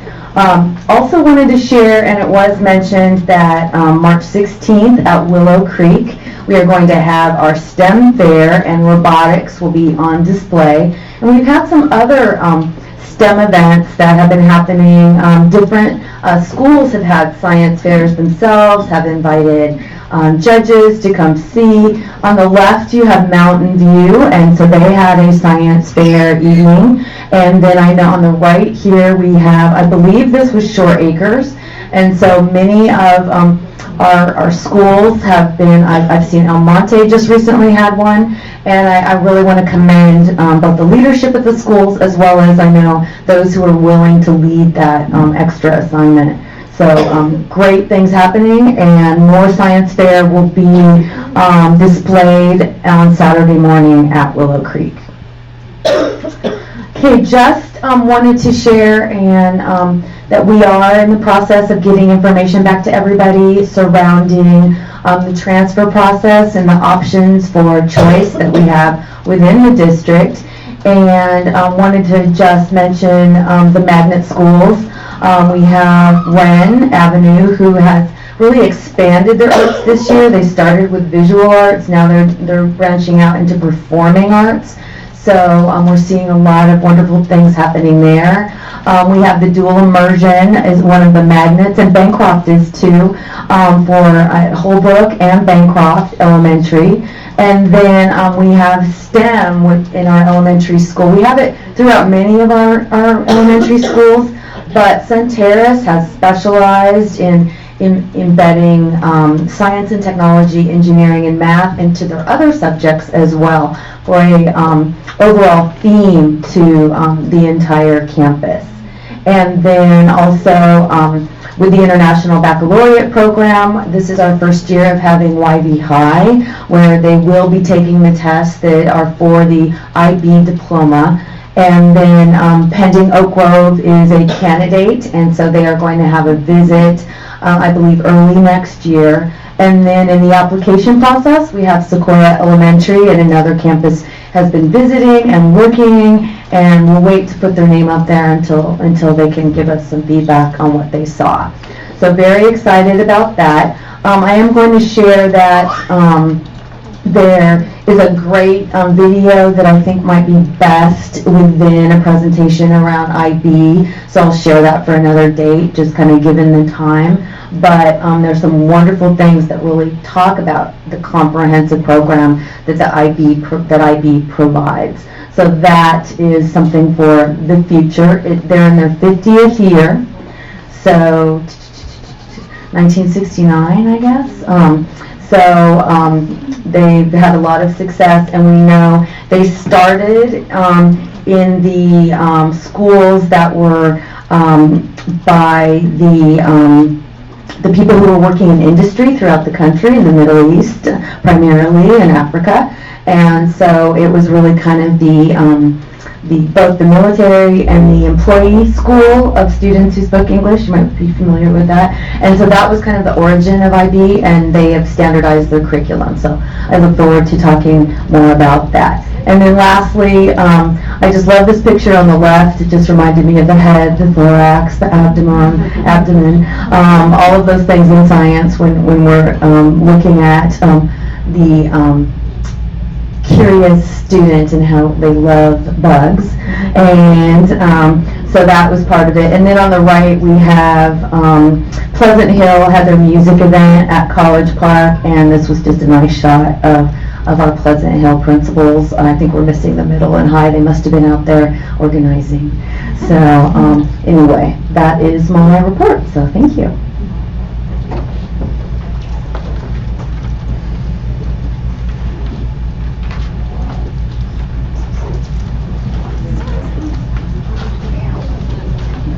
So we're now up to 11.1, which is Mount W Unified School District budget presentation. Looking for if people I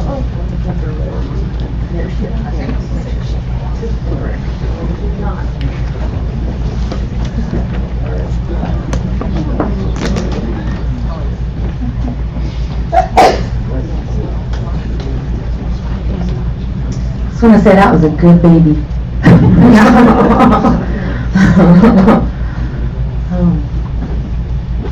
Okay, I am going to share some information that we have been asked to gather and to just further the conversation about where we are with the budget, and I may be co-presenting some of this information with our CBO. There are a couple ones where I'm going to have her explain, but I'll go through. To start out, it is definitely the case, and we heard it from President Durkee, that California, with the 5th or 6th largest economy in the world, is 41st in funding of education in the nation. And so there are a lot of reasons for that. You mentioned the Assembly bill that would restructure the funding for that. So that's something that is the first time we've talked about that since the 70s.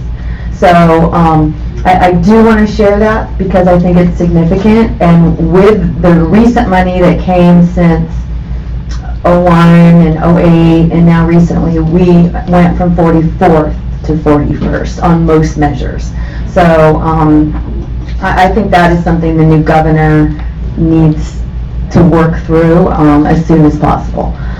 So to share, we've shown this slide before on the left. It talks about that the budget process is really an opportunity for the community and the board to come together to talk about what do we value, and really to listen and to look and see what kind of impact that has on our students.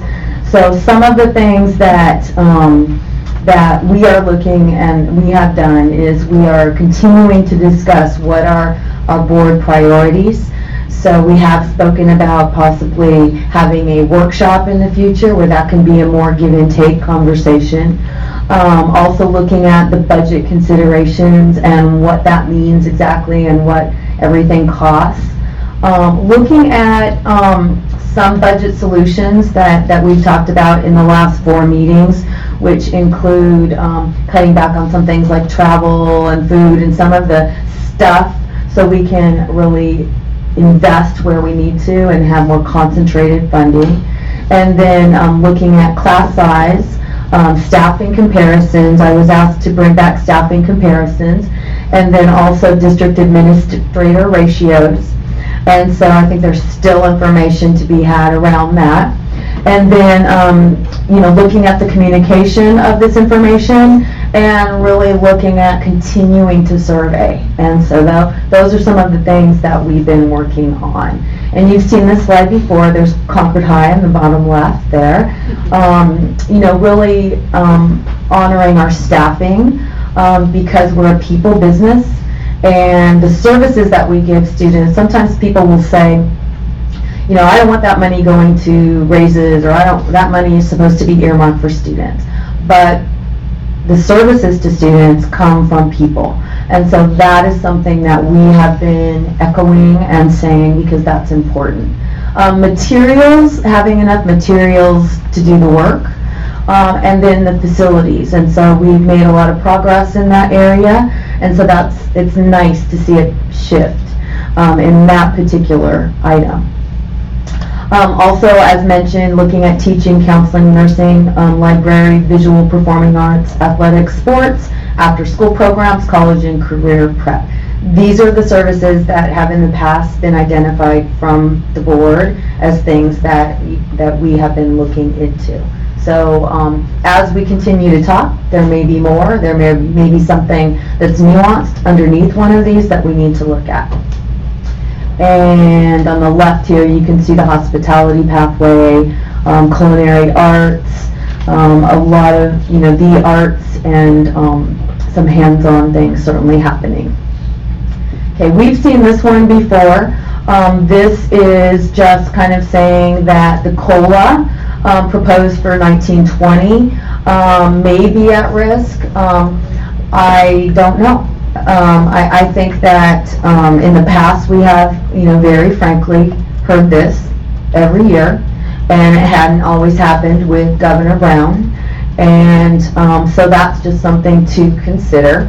And there's uncertainty in K-12 because with the governor's new budget, he did put things out there like preschool and kindergarten and community college and things that weren't necessarily in the K-12 that didn't really have any line items. So people are just speculating right now. So, but we do know that we have a healthy economy in California. So that is the positive side of this conversation.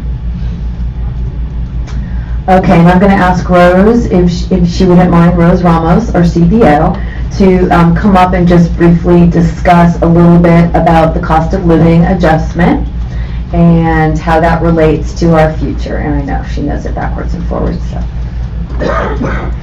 Good evening, President Durkee, board members, Dr. Meyer, members of the public.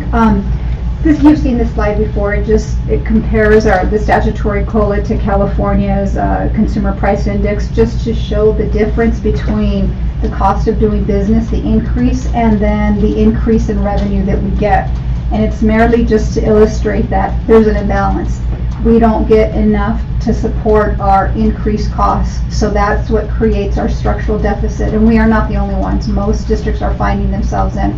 But what's also absent from this slide is the increase in the PERS, STRS, and our step and column, our other operating costs, which is the biggest part of our budget, since 89% of our budget is based on salaries and benefits, and that's really what is absorbing a lot of our revenue increases.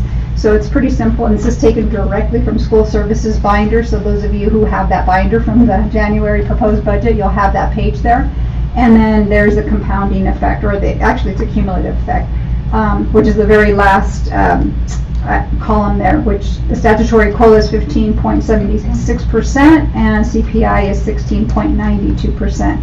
And of course, those last years are projections. We know they do change depending on what happens in the economy, what happens with the state budget. So as Dr. Meyer already mentioned, that the COLA that's being proposed for 1920, we don't know, it's a little uncertain right now, and we'll talk about that a little more when we go into second interim. But basically, that's what the purpose of this slide is just to show that difference, if there are any questions.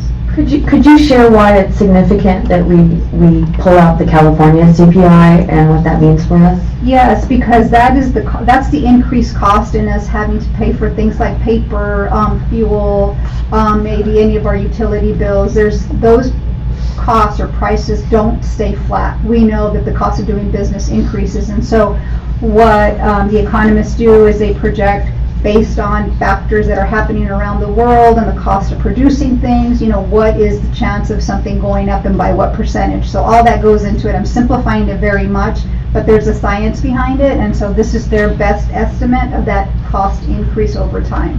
And we do need to monitor that because we use these amounts to plan for future years. So when you see our line items for supplies and for fuel, etc., we apply these factors in the future years to be able to plan, well, how much more do we need in order to support this budget? And so this is very important for us.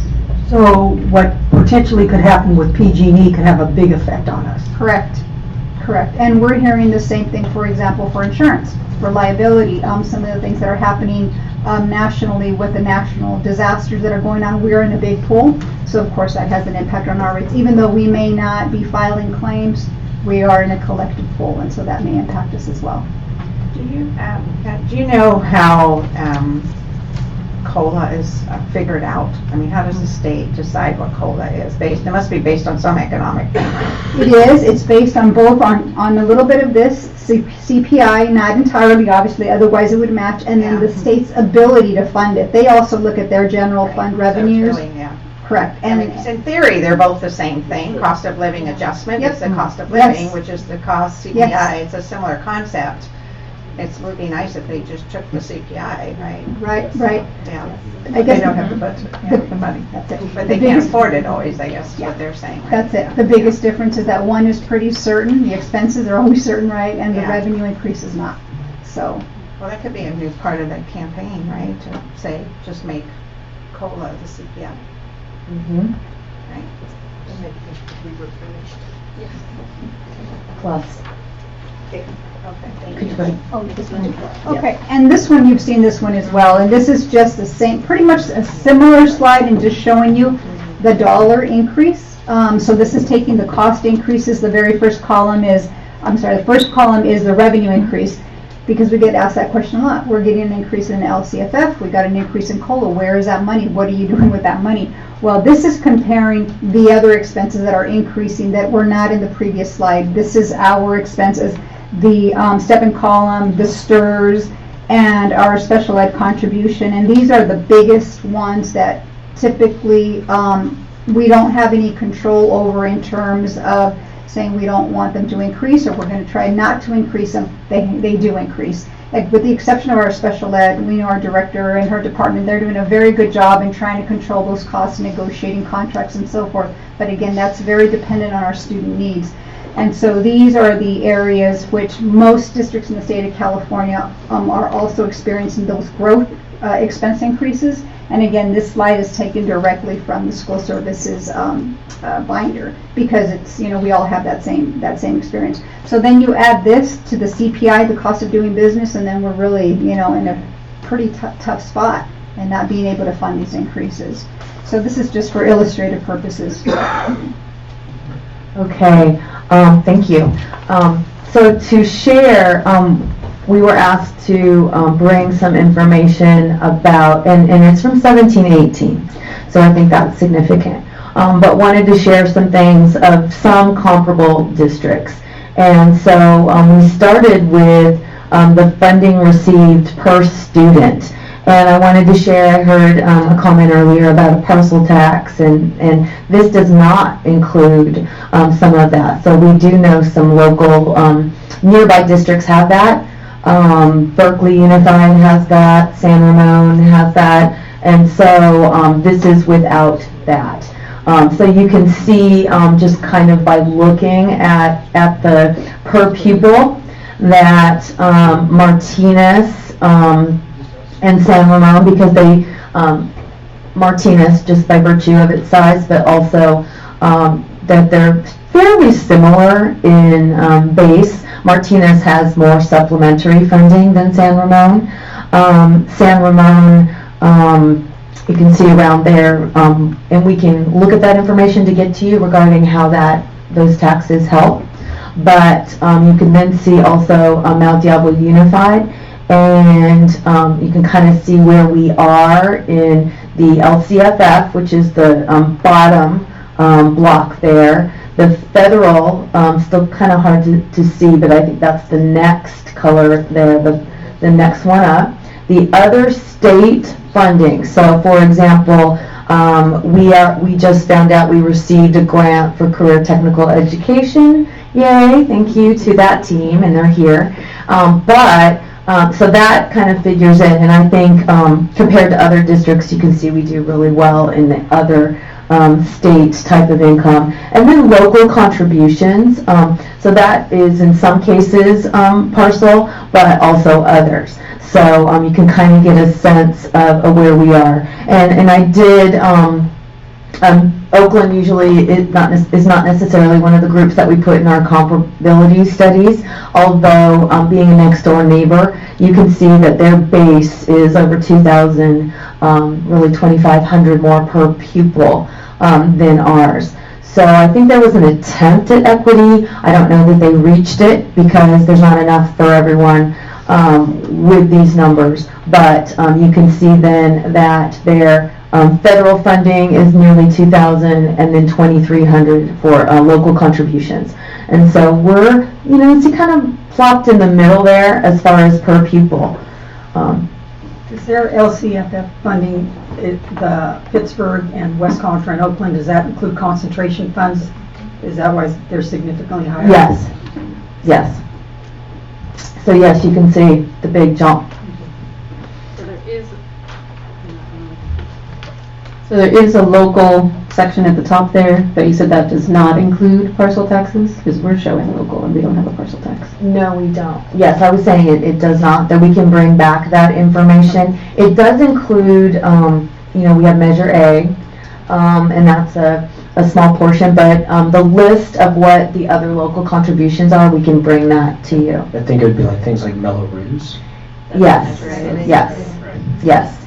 And San Ramon, when I've seen different charts of this, that other tax was plopped up, which brought them, what I saw, to nearly 1,000 per pupil more than our particular district. So it was significant. Did you have a question?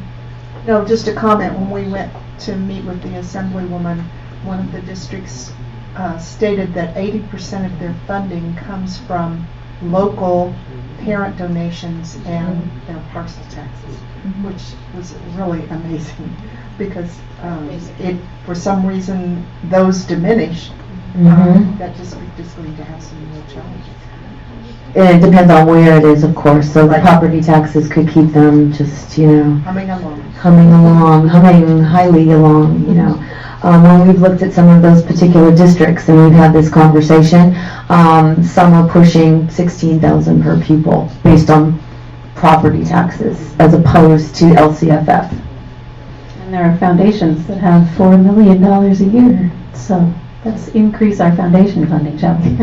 Yes, there are. San Ramon's has nearly 2 million, but they've been around for 15 plus years.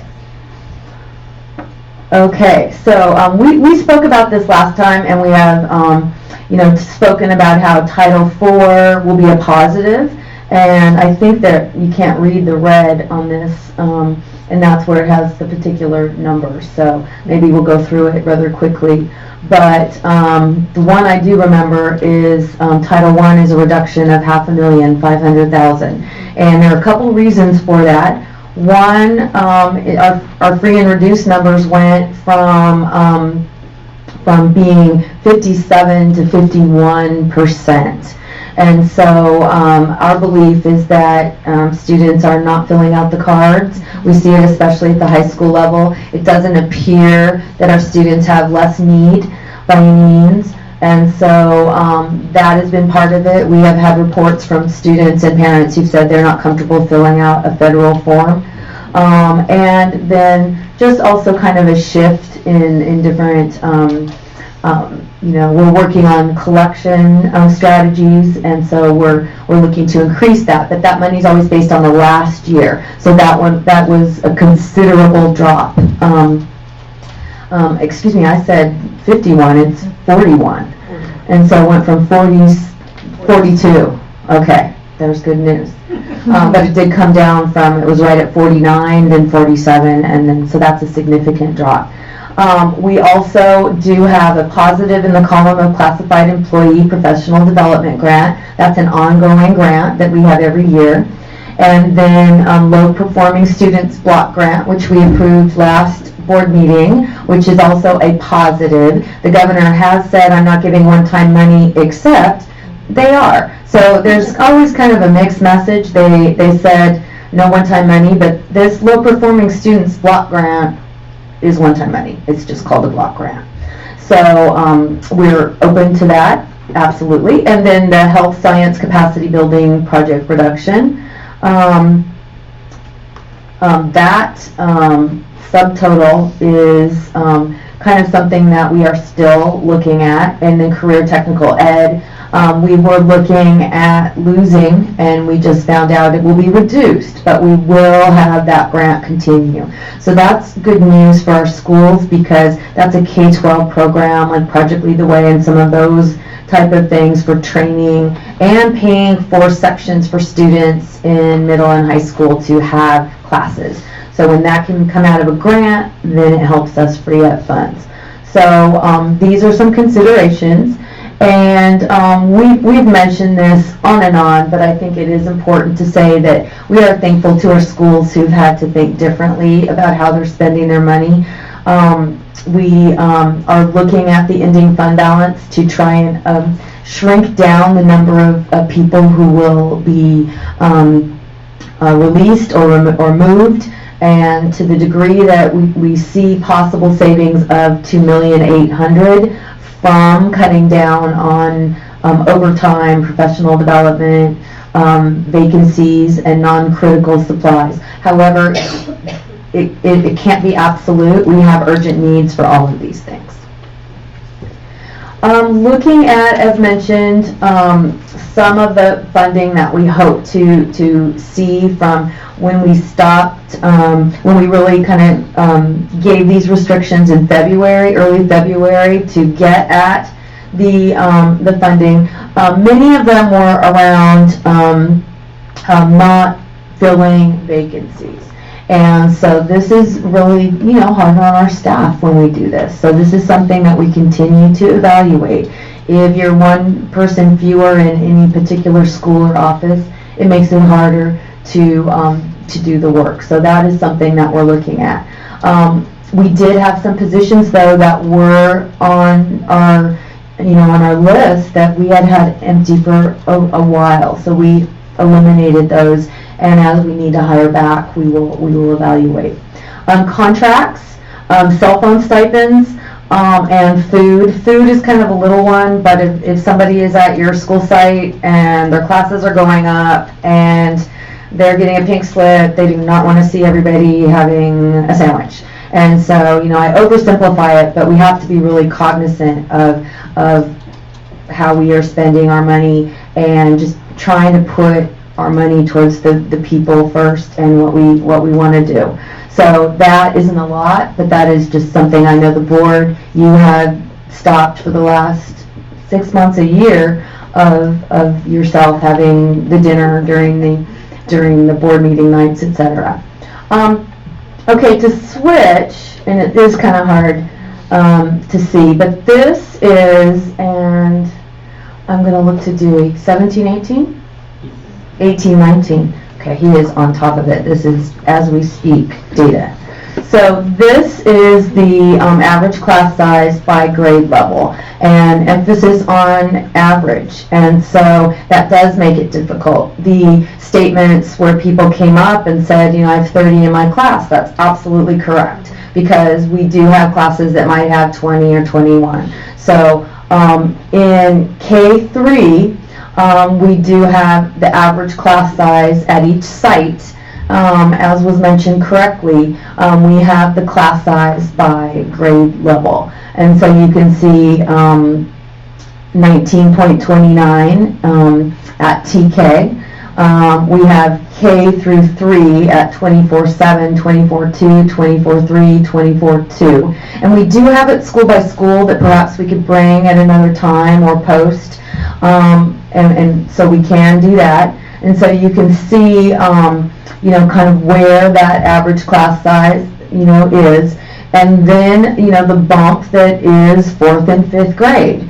And this has been around for a long time. Class size reduction was first in effect. I know my son, who's 24, was in reduced K3. And I remember the feeling of seeing him go into 4th grade, and they're all bigger too. So it's just a big adjustment, and it's a big jump. You can see it's 5 more kids, but in his school district, which I did not work in, it was in the 30s. It was very high, and I don't think that was a great thing. So anyway, 4th and 5th, 29, and then 28. And then we have the combos. And so a lot of questions have come up from the board and community about, you know, 2nd grade has 3 classes of 20, but 3rd grade has 30, 30, 12, you know, it's like what is going on here. But for the most part, you'll see them go in grades. So, for example, as they come to the school, there has been a desire, we've been as a strategy, but you can see, and that does cause the average to shift, and then they kind of move through as a bubble. You know, the smaller classes, then next year they'll be 2nd graders, next year they'll be 3rd graders, and then it is difficult because at 4th grade you're supposed to put 2 classes together, so it really is not a natural progression.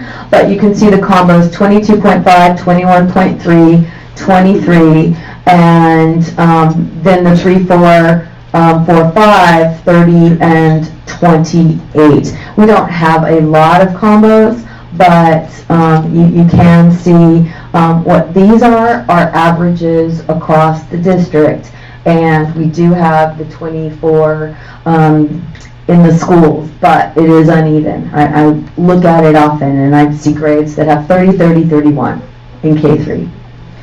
And then looking at the middle school average class size, 29.9, and in the high school average class size, 27.16. So I share this just to get a sense that we have invested in lowering class size, and the state has as well. At some of our middle schools, they were rolling over some of the money that they had from intervention grants, big grants, that, you know, had class size reduction, but that really is gone for the last couple of years. But there were 1 or 2 schools that had that to roll over. I'm going to do this. That's really kind of hard to see. Okay, this just to kind of give you a sense of class size average compared to other districts. This is this year, so I have to point out Oakland Unified will come down. And so that's a good thing for them, especially if they're having 15,000 per student and their class size is higher than any place here. So Mount Diablo Unified is well below in kindergarten the state average, and San Ramon was above, Martinez, West Contra, the county average, Oakland, and then Pittsburgh. So this is 17, 18, which is different than This what we were is looking Dewey, at. 17, 18, Yeah, yes. I can see it on it. Yeah. Whereas the It's hard previous to, one yes, was the 18. coloring is kind of hard. Yes, but I did ask for the dates for that very reason, because we want to make sure we're looking at the same thing. And so this is the most recent data that we could get for these other districts.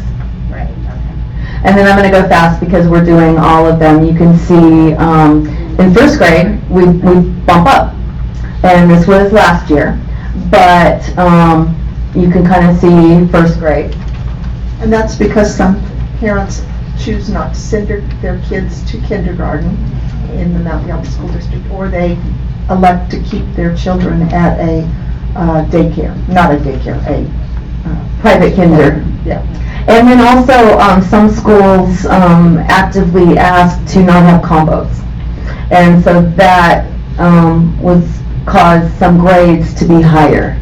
Okay. So, you know, it would be easier, you know, it's not necessarily the best educational practice, but if you had a combo at every grade, you could even it out more easily and put only a handful of 1st graders in this class or more 1st graders in this class to make the numbers come out even. But there were schools who would ask to say we would rather have higher numbers than have a combo. What I meant to say was preschools. Some preschools offer a kindergarten. Yes, yes they do. And then this once again, 17-18 average class size. You can see Mount Diablo Unified in 2nd grade is relatively low compared to the others, and you can see it's significant. And then grade 3, you can see kind of right in the middle again. So we're all operating with the 24-to-1, so in this case, I'll pick on Pittsburgh. You can see their grade 3 is lower because their other ones were higher. So they're, it does tend to kind of even itself out, but you can see there are consistently some that are on the right side. For Martinez, it had a bad 4th grade year, but Mount Diablo continues to be low in 4 because that had been something that we had looked at, and that, the number, of course, is required much higher, but you can see here, whereas, with 4, they can go much higher, and so some districts did. And then the same with 5. We continue to be lower relative to our neighbors with grade 5, and then the county average, of course, and then the others. So wanting to share 17-18 to get a sense of our subject areas. English language arts, you can see, and I can't see on the left here. What is the top number, 25? Yes. Okay, so 25 on the top line, you can see our English language arts class size is small. And the highest are the 2, Martinez and San Ramon, the county average, so that would include 17 other districts. Just a handful are on here, and so others in the county are high as well in English. And then when you look at history, social science, we are relatively low there as well, below the state average, and so that's significant. And then also mathematics. You can see Oakland Unified has low class size in secondary, and so that is something that we noticed when we were looking at it. And the state and the county are higher in mathematics. Mathematics had also been a focus area for our district, and we certainly know that when we're trying to hire math teachers, that that tends to be a place that we look carefully at. And so you can see the low class sizes there. And then science, we're still there behind the state and then the county. And then looking at really kind of the staffing comparisons here of counselors, vice principals, librarians, and nurses. And this is even harder to see, I'm sorry. No. So, I don't know if it can be made bigger at all? No? Okay, so since I know it, I can tell you what it says, and I can't even barely see this well, but I can tell you that we looked at Fremont. Fremont is about the same size as our district, and what you have here are counselors, nurses, administrators, I was going to say press agents, no. Psychologists. Thank you. I saw the P. Psychologists, speech language pathologists, and other. And so I do encourage you to look at this, and when we work on the workshop, we can look and see. But what is significant is that this is the ratio of staff per pupil. And so, as was mentioned by, you can see when you go through, I think the nurses kind of stand out to me as being higher. They're the second one over, and since we have a bunch of nurses here, I'm going to point this one out and follow it through. So then, San Jose Unified, knowing that has been brought to my attention, from the nurse team. You can see their second one over is very low. That means the ratio is very low per pupil. So they have a lot more nurses per student in San Jose. As you go to San Ramon, it's higher than ours, and they did just settle their contract, so that is going to be a change. But I'm not sure where nurses were in that. They were. I know they were, but I'm not sure what the exact finding was. And then going through, looking at Mount Diablo Unified, you can see we were just kind of with the nurses neck and neck with San Ramon as far as ratio. Then you go to West Contra, the ratio is a lot higher. Antioch, it's a lot higher. Pittsburgh didn't have nurses, so it was a blank. And then Martinez also has a higher ratio, and Oakland had one that was a lower ratio than, prior to any of their action. So you can go through and see through some of these, looking at counselors, for example. As we are the fourth in, you can see the ratio is very low. I picked nurses to look at because that was the highest. And as you look at the others, you can see it really is, very low compared to other districts as far as our ratio per people, both in administration and counselors and psychologists. I think it was the lowest ratio of psychologists out of all of these schools. Any questions or comments on this? It looks beautiful on the website. Yes. Oh, okay. Well, I'm going to talk about the website, so we'll get there. Thank you. It needed a light background, that's for certain. And I've been looking at it that way too, so, Okay, this one is a little better. This one can give you a sense of certificated administrator to student ratios, and you can see 157. This is 1819, and this, oh no, excuse me, this is, That's 1819. no, I'm saying these are the, you can see 157. That number doesn't seem right as a ratio. It can't be 157. Oh, it is 157 to every student. So what we found is that our school sites did have a healthy number of administrators, and we are also now looking to separate out central administration and site administration, because there has been a lot of question tonight. We had parents asking for more site administration. So we heard that, and so that's something that we're going to be moving forward with. So Excuse me, but that's 157 students per administrator. yes, per administrator, yes. And I think that was the same on the previous chart too. It would be Per, students per as opposed to, right? as opposed to total number, they're both ratios. When it says per pupil, it sounds like it's the other way. Okay. So 157 per administrators per, for the ratio. Then counselors, 1 to 495. And this number, when we looked at it, it is slightly higher because we have high ratios at the elementary schools. And so when we looked at the ratio of counselors at the middle and high schools, they were around 400. And so the 495 is because we do have a much higher ratio at elementary. And then vice principals, you can see 667 per student. So, take a school of 2,000, and you get a sense that, they'd have maybe, 4, possibly more VPs.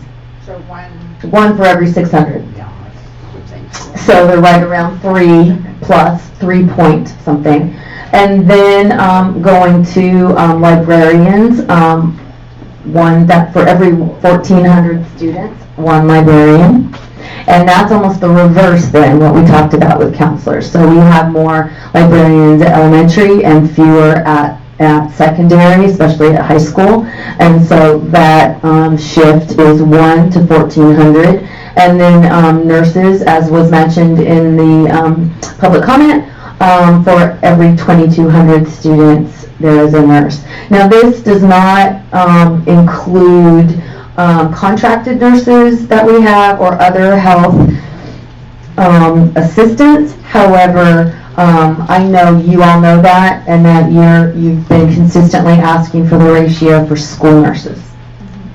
Do we know on the counselors, if the other districts have counselors in elementary, or if they're just in middle and high? We can look at that, and I know many of them do not.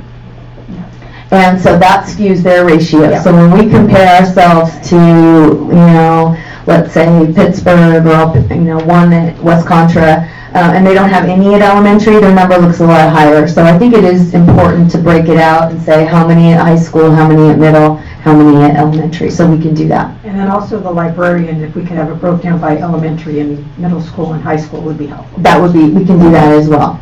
Can you expand the explanation of administrator? Does it include, of course it includes folks from Dent Center, it'll include principals and vice principals. Who else will it include? It could include special education administrators, it would include equity administrators, it could include social workers who are working as certificated administrators. Does it include supervisory or any of those groups too? My understanding is that it did include the operational side of the house, which does include supervisory directors, those positions. Both certificated. Right. Yeah, but these were certificated. We have very few, actually, our certificated person is classified, but only if they are certificated. So most of our, like director of maintenance, et cetera, are classified. But it would include coordinators, if they're certificated. So administrator is anyone who is certificated and holds a Management. position. Correct. Does not include librarians and nurses. No. I think their heading might be a little misleading. Yes, I believe you're right, because counselors, nurses, and yes, yes. So question just between the two slides. So on the slide before, under Mount Diablo nurses, it shows 3,132. And I assume that's nurse per number of students, even though it says the other way around? 17, 18, the other's 18, 19. Okay, different years, okay. I think so, that's the way. So this one is 17, 18, the other one, but that's. And one vacancy, because the ratio is so high, makes a difference. Yeah. Okay, so lastly, we wanted to share that there is a new section on the web that, pardon? I was just saying, in theory, it's gone down, right? I mean, it's Yes. gotten better, right? The nurses, we have more nurses in 18-19 than we did in 17-18? That's what this is implying, is that right? Okay. That's my understanding, we hired one. It's the same FTE, Yes. so we have not. So it was a vacancy, Yes. Okay. so it wasn't filled and now it is. Correct. Okay, got it. That's an important distinction. And then wanted to share that that we have information, and you can find it in the budget section, but you can also go to the front page of the webpage and click on the budget. And in it, you can see the last 3 budget presentations that we've had. You can find the first interim, the second interim, and then also we have a presentation we shared with principals that is on there that is for everyone to look at. And we have been sharing budget reports with schools. We're going to be including them. They have included them in many of their newsletters and other communications. And we also have asked that they share this information at parent meetings. They're currently in the process of developing their own budgets with their categorical funding. And then what we are doing is we're asking employees, students, family, community to provide continued feedback. We have gone to the English Learner Committee, we're going to the CAC Committee and other groups, Parent Advisory, Budget Advisory, and so they, and then also we have developed an online survey which will go live very soon, and so that'll be a good way for community, students, staff to participate.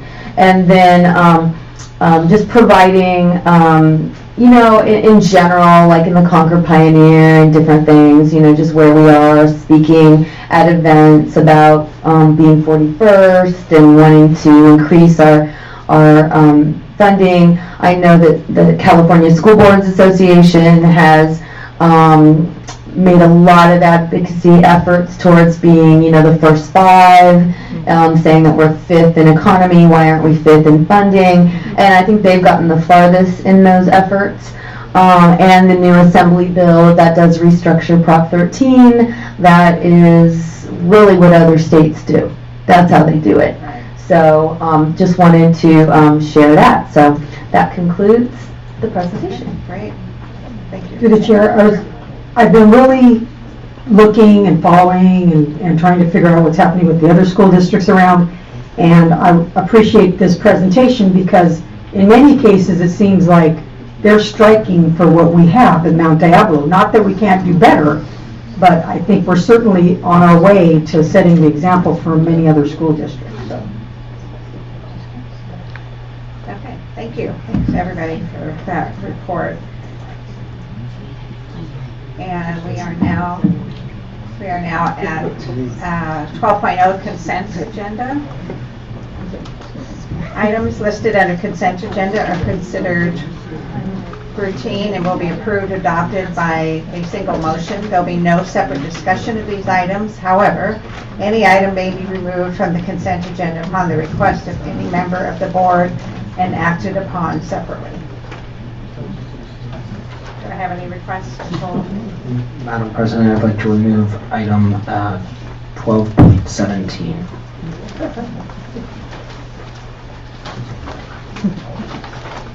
I'd like to remove 12.16. Okay, any others? Okay, can I have a motion for the rest? Madam President, I move that the board adopt the consent agenda as presented with the exception of 12.16 and 12.17, which will be set aside for separate consideration. I will second that. Great, we have a first and a second. If there's no further discussion, we'll go to the vote.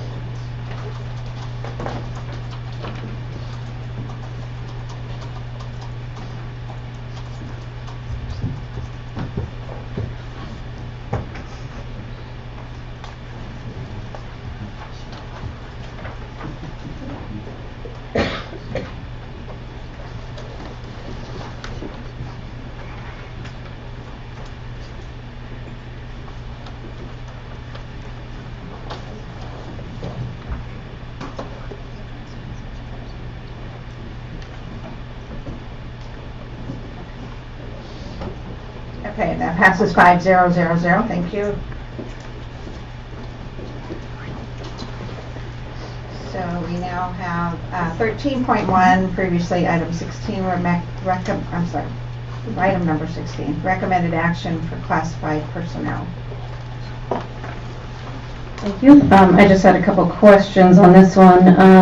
Looking at the new hires and knowing that we've had a number of vacancies at Oak Grove Middle School for many months now, and I still don't see new hires for Oak Grove Middle School for campus supervisor and office manager position. Yes, we have an office manager, Liz Diggs, who did our attendance for many years, and so she was there today. And so she is starting in that role, and attendance is her specialty, so that's a great thing for the school. From what I understand with campus supervisor, there's been a substitute that they're very interested in hiring, so the substitute has been there, and so they're working through the process and paperwork, but the person is there physically on the campus, and the principal reports that they would like to keep that person. So those are the two roles that you speak of. And I think my only other question was, I keep hearing about a number of vacancies with special ed assistants, and was just wondering what our activities are in terms of prioritizing making those hires. Well, we can certainly share we've had recruitment efforts, and this has been a continued difficult thing to hire. We've had difficulty in hiring SEAs for years, and part of it is the nature of the job. It's well, that's all of it, isn't it? Most of it. It's very difficult. It entails many,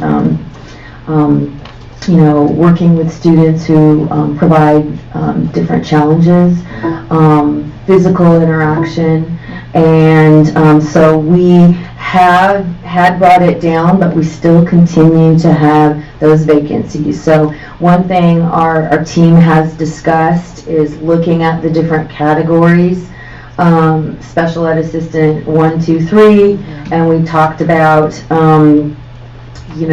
looking at which are the ones that are difficult to fill and what specifically can we do to make sure that we make this a job that people want to stay in.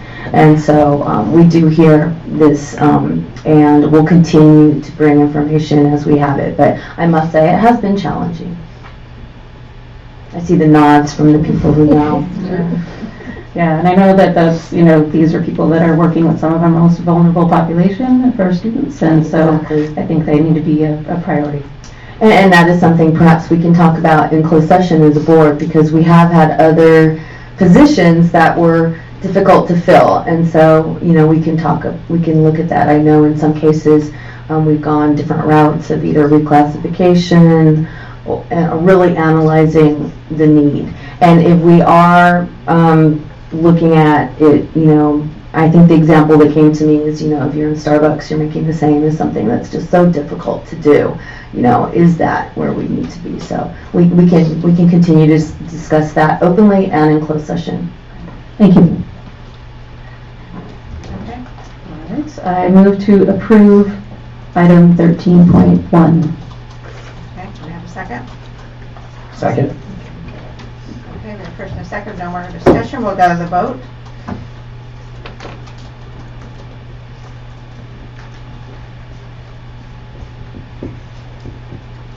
That passes 5-0-0-0, thank you. Okay, we are now at 13.2 with item number 17, increase to the independent service contract with Power Transportation Incorporated for the 2018-19 school year. Mr. Warren. In light of our continuing conversations around budget, I wanted to ask what was necessitating the increase of $400,000, and what can we do to alleviate this in future years? Yes, this has been a continued concern regarding transportation for students with disabilities through private car. And this company is one that we used. I did ask Dr. Aguili to share with me, because this had been a concern raised in the past regarding the cost. And we do know that in 2015 it was $1.5 million. In 2016, 1.2, in 17, 1.4, and then in 18, it went down to 949, and then in 2019, currently, over halfway through the year, we're at 485. I do have to say, though, that this is really IEP driven, and so that's part of the concern. But there have been significant efforts to bring this back into our transportation department and to use our own buses and our own drivers to provide this transportation. I don't know, Wendy, if you have anything to add, or? Just typically we use it when children can't be transported safely on the bus due to their disability. That's usually the reason. Or if geographically, like we have some of our students go to school in Fremont. It's a little difficult to transport them there from school. Can we repeat that in the microphone? I'd be happy to. I could do it if you don't mind. 2 reasons. One, they're not safe on the bus. We can't safely transport for whatever reason. Could be the safety of the others on the bus. It could be their own safety. Or we also have students who travel to Oakland and Fremont into different non-public schools that are quite a distance away. And so that really isn't something that is on a regular route. Thank you, Dr. Gigi. It was nice to hear, well, not nice, let me put it this way. I was glad to hear the total funding for each of the years, so that puts this amount in a better perspective, so thank you. Mr. Warren, do you have any other questions? Madam President, I move that the board approve item 13.2, the increase to the independent service contract with Power Transportation I'll second that. Okay, we have a first and a second. If there's no further discussion, we'll go to the vote.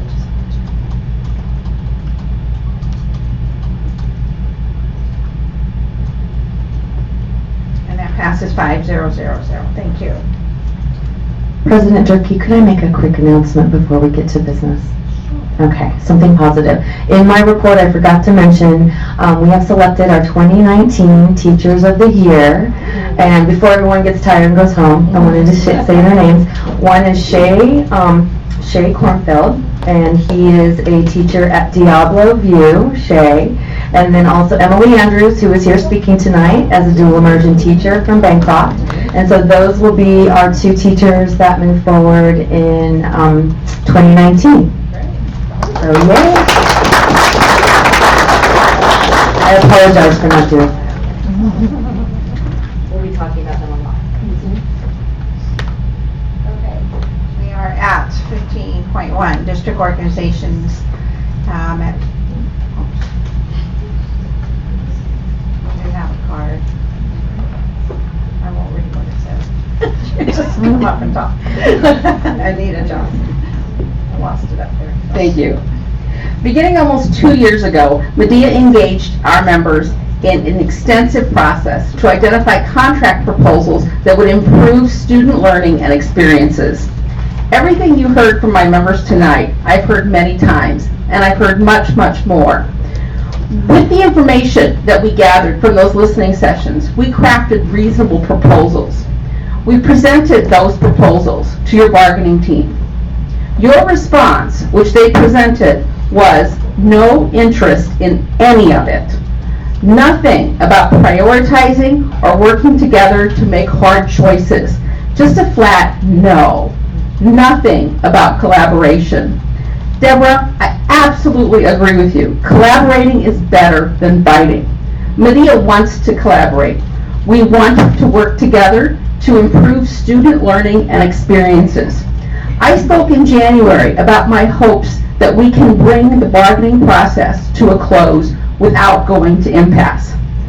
But when the district's response is no to every class size proposal, what is left but to fight? What else can we do? No one is willing to work with us. As a board, you must have authorized the response to Article 6 class size. When you did that, did you think about collaborating? Over the years, Medea has proven that we are good at collaborating. We collaborated on Prop 30, Prop 55, Rocket Ship, Northgate secession, Measure J, and so many other issues that you've never become aware of. We know how to collaborate. There are financial constraints, but blaming budget shortfalls on declining enrollment does not make sense. Over the years, staffing has been consistently reduced to match declining enrollment. That is, staffing has been reduced at every level except management. The policy seems to be keep the cuts away from assistant superintendents. The point is, the financial impact of declining enrollment is being managed. As a result, the record level of funding from the state, while still woefully insufficient, should be able to fund some improvement for the students. Instead, all proposals are rejected.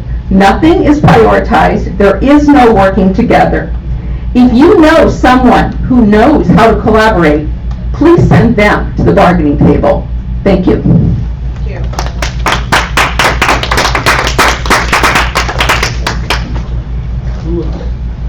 Okay, so next item is 16.1, Mount Demo Unified School District second interim report 2018-19. We do have, you want to speak first, or do you want to wait? Are we doing a presentation? Yeah, do you want to wait for the presentation? Actually, I prefer to speak first. That way, if Ms. Ramos wants to respond to some of my questions, she might be able to do that. First of all, I want to say how much I appreciate how much each of you are doing to advocate for increased state funding for our schools. That is the root of the problem, and I have great hopes for Rebecca Barkahan's efforts. In the meantime, we have to make do with what we have. To do that, we have to be clear about where funds are being spent. In regards to the second interim report, There is a statement at the top of page 5 which misstates the financial position of the district. This statement includes 32 words, but I'm going to parse it into 5 key phrases to provide additional factual details. It's the very top of the page for those of you who are referencing your materials. Great students. Okay. So this statement starts out saying, the district reserves have diminished due to sustaining. In fact, the reserves have diminished from an all-time high of $98 million at the end of 15-16 to last year's ending balance of $57.5 million. $98 million was 30% of total outgo, and most people agreed it was too high. The current $57.5 million is about 16% of total outgo, and in some people's opinion is still too high. The current projection, and it is a projection only, of $27 million at the end of this year would be 7% of total outgo, which is still a comfortable number. As far as I know, this board does not have a policy on a goal for the reserve. So that would be something to consider. But this statement says that the reserves have diminished due to sustaining already agreed to compensation adjustments. The cost of those compensation adjustments since our last contract has been $8.9 million, compared to revenue increases of $42 million over the same period. Although it was a plan to reduce the reserve, the costs for compensation have not been the cause of the decline. The other causes listed are rapidly increasing retirement costs and healthcare costs. In total, over these 3 years, these items have in total increased by almost $42 million, all 3 of those things combined. But they do not explain the decline in the reserve. Last year's decline in the reserve is due to spending one-time funds that have been accumulated over the years. This year's projected decline is due to 3 budget areas of projected expenditures far greater than budgeted. The biggest is books and supplies. The budget was $12 million. The projection is now $27 million. In capital improvements, the budget was $1.9 million. The projection is now $7.9 million. And in services and other operating expenses, the budget was $35.6 million and is now projected at $41.2 million. I encourage you to question those numbers. These are the reasons the reserve is projected to decline. And when you look at your answers, you might be able to see if it will really decline or not. I understand that you have to trust your experts, but I'm just giving you some areas to ask questions. Thank you very much.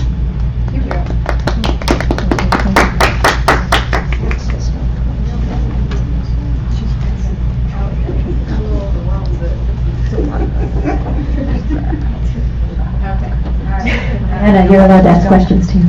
I'm trying.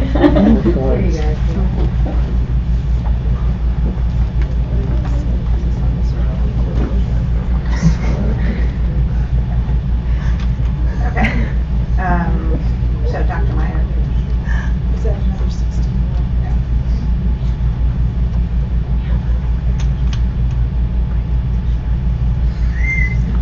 We're just getting to the good stuff. She doesn't want to go. No. And then there's a quiz. A couple of moms were concerned. We just had that conversation. Okay, are we ready for the presentation? Presentation? Yes, if I could ask Rose Ramos and Mika to please come up. Thank you.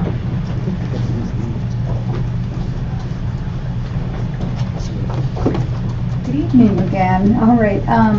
As stated, this is the second interim budget report for Mount Diablo Unified School District.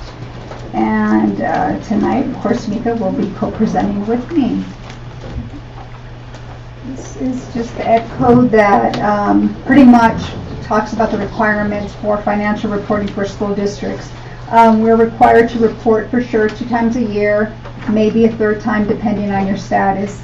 And the first time is through the period of October 31st, with the remainder of the year being projected, and then the out 2 years being projected on assumptions that are current at that time. So second interim presents information that's actual through January 31st, And then we project out the rest of the months for the remaining year and then the 2 out years. And so these are just the ed codes that pretty much drive the financial reporting. And then the next slide is the certifications, like what happens at the end of all this financial report, what is it that we're striving for or not. And the first one, of course, is the positive, and that's when the district is stating that we have the ability to meet all of our current obligations as well as the 2 subsequent years based on the projections that we're providing. And then qualified says that we may not, and the negatives that we probably will not be able to meet that obligation. And so that's not a situation that we want to be in, of course. And we're finding many of our neighboring districts and others up and down the state, unfortunately, in that situation. So the next slide is just a recap of our financial status at this point in time. And at this point, I'm going to turn it over to Mika, who's going to go over some of the revenues, expenditures, and the beginning, ending balances, and might be able to answer some of the questions. If not, we'll definitely provide responses. Thank you, Rose. So this slide shows general fund multi-year projection in summary, including unrestricted funds and restricted funds together. The first row is showing the revenue.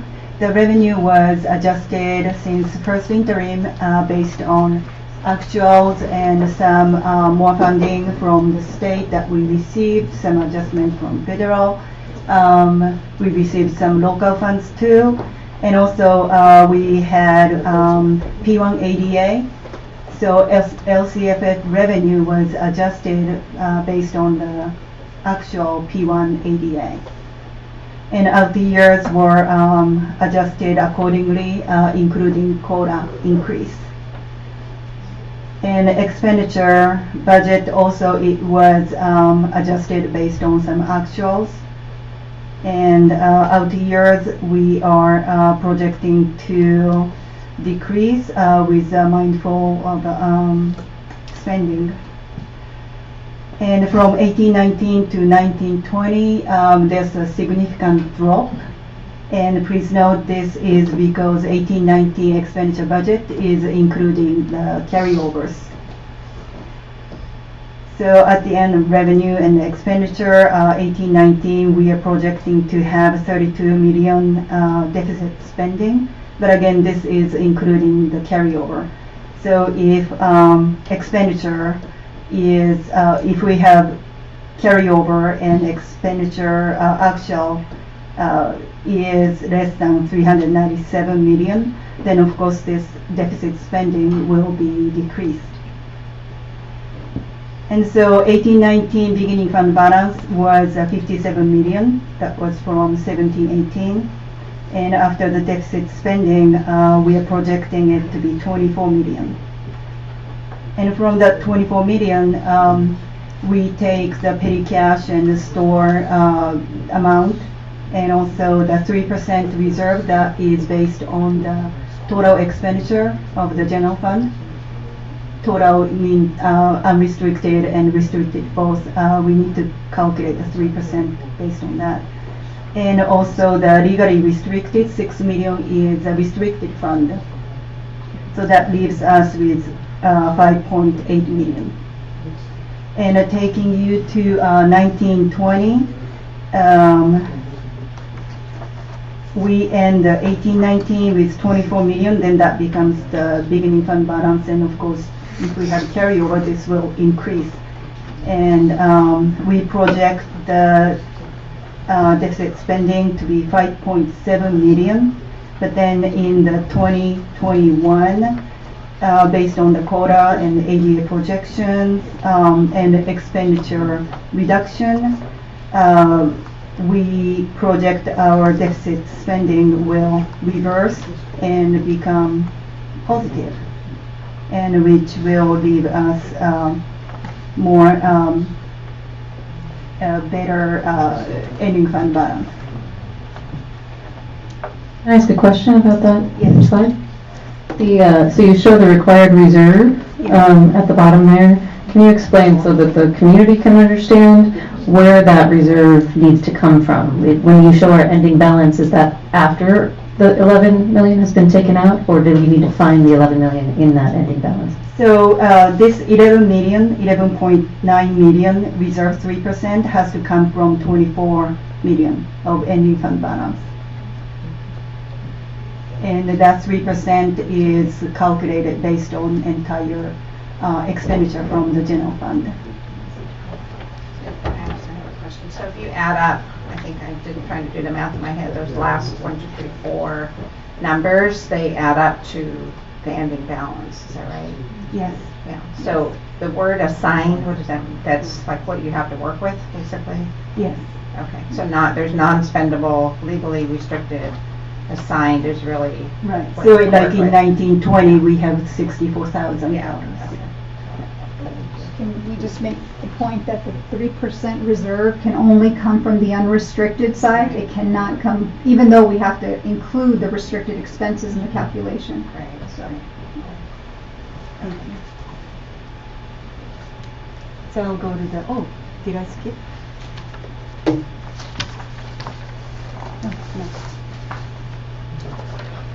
So the adjustments were made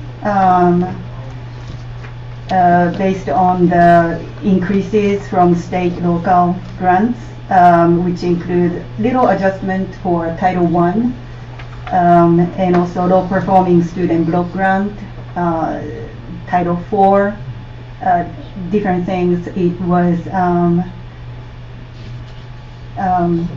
included in the adjustment. And multi-year projections, like I said, it was adjusted based on the actual P1 ADA. Any questions? Okay. We'll go on to the next slide.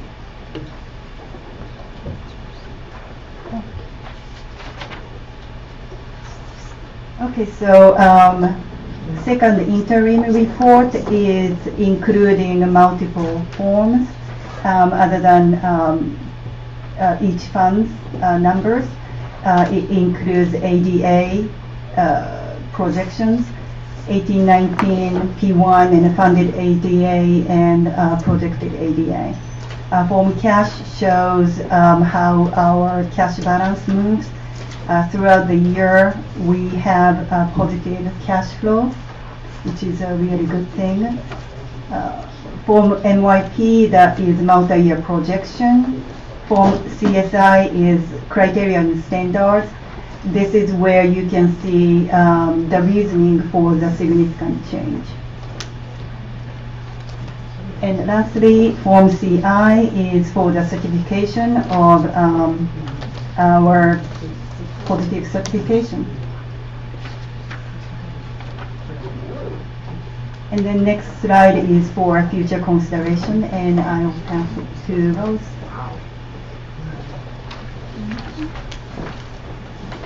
This is the last slide. Just some things to consider, and Dr. Meyer mentioned a lot of this, so I won't spend a whole lot of time on it, but just, and this is, I know it sounds like we're a broken record and repeating the uncertainty, but LAO has come out with, specifically some of the things they are concerned about with the governor's proposal, not because the economy is doing badly, but more because there's some risks in there that were not factored in. Just some paybacks that were not considered. San Francisco's tax allocation wasn't done. There was something wrong with it, and so even though it's included in the future budget, there's some paybacks that may have to happen in the prior years that were not included. And there's some settle-ups with the community colleges that are also not in there. So these are actual liabilities that the state hasn't yet factored in, that they just want us to be aware of, because these may adjust that projected COLA down. Something we're hearing about the adjusted COLA, he increased that, and that decrease may be about 1%. What does that mean for us? It's about $1 million loss in revenue each year. So we just have to keep that in mind, even though, we were hoping for the positive, and, we're planning and we're including in all of our projections the positive outlook. We just have to disclose that there are these risks in the event the May revise looks very different than what January's proposed budget looked like. And of course, revenue increases. Right now at this point, we're just looking forward to COLA, since LCFF is 100% funded. And we are still continuing to decline, but as Mika stated, we are noticing that it's not as steep as it had been. We have adjusted our decline down from about 1.5% in the out years to a little under 1%, because we are seeing that in the last few years that trend is starting to taper off a little bit, which is positive, and we hope it continues in that direction, because then we can take advantage of the COLA. That's the problem, is the other reason we really can't realize the COLA increases because we're using it to offset our decline in enrollment. And the other thing is that at this point in time, the governor isn't really proposing the nice one-time funding that we had seen, with Governor Brown in the past, the per ADA, which is really helpful. And then those cost increases again that we've always been talking about. But what this governor did is he is proposing something ongoing as far as helping us with that liability for STRS, which will be a very nice relief if we see that like on a regular basis. I'm hearing something about 0.5% in the future years, so we'll see. And the point is that we just need to get to that bottom line so that we do maintain our reserves enough in order to pay our 3% required reserve. Many other districts, I've seen different plans where they plan for having a reserve above the 3%, but we're only required to do that or two should our ADA, get to that certain point. And that's great in years where you do have sufficient funding to do that, but unfortunately we are not finding ourselves in that situation. So the 3% is good, it keeps us positive, and plus it makes our financial statements just look that much better in the event we go out to issue bonds. And since we just passed a GO bond and we will be issuing, we'll be rated again. And so all that factors in, and so we have a commitment to make sure that we keep our rating as high as possible, because again, that impacts the rate at which we can issue bonds and the borrowing costs we pass on to our taxpayers. So that concludes second interim, and more to come after we get closer to May revise, and we're sure more information will come our way before then. So at this point, don't go running away. So our revenues are projected at 364 and expenditures at 397. When I go and look back 2 years ago at our second interim, when we were looking at our projections for this year, we had a projection of revenues of 329 and expenditures of 354. So we were projecting we would run a $25 million deficit this year. But our revenues are actually $10 million above what 2 years ago we projected our expenditures would be this year.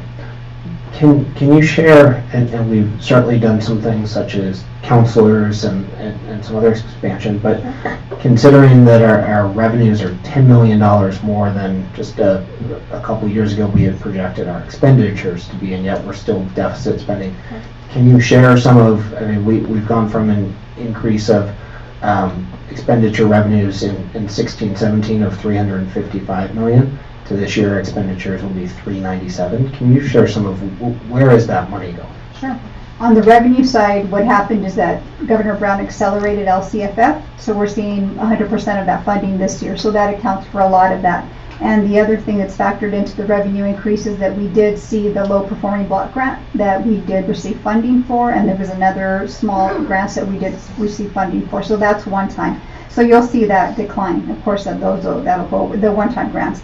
And then the increase in expenditures is again tied to the carryover into those one-time funds, because as you increase revenue, you're going to increase the expenses that are required to be applied to those revenue increases.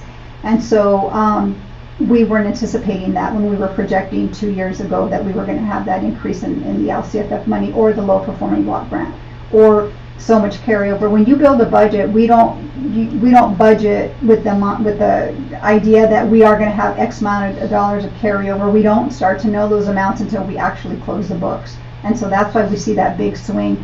And what may help is that perhaps we need to bring a list of all of those carryover amounts so you can see exactly those dollar amounts are being carried over. And what gets tricky is that revenue that's carried over, it's not reflected in your revenue line item anymore. It's reflected in your beginning balance. So if you start to compare your beginning balance to your beginning projected balance back when you built the budget, you're also going to see a difference. And so that's where your revenue is sitting. And are we massively increasing our spend in textbooks this year? We are not. And where's Jennifer? I'll turn to Jennifer because yeah. So I think that was the question with books and supplies. If you look at unrestricted and restricted combined, books and supplies, the original budget was 12 million. The board approved operating budget was 27 million. I wasn't here for that, so you can explain what the increase was for. But our actuals to date are 6 million. So do we think we're going to spend the full 27? It depends on where that 24 is sitting. The increase is due to carryover. When carryover funds, before the money's allocated to wherever the program is going to spend those monies, they typically land in your supplies. And if we pull that apart, I'm pretty certain we did the math. I don't have that number in front of me. The majority of those dollars, the increase, it's sitting on the restricted side of the house.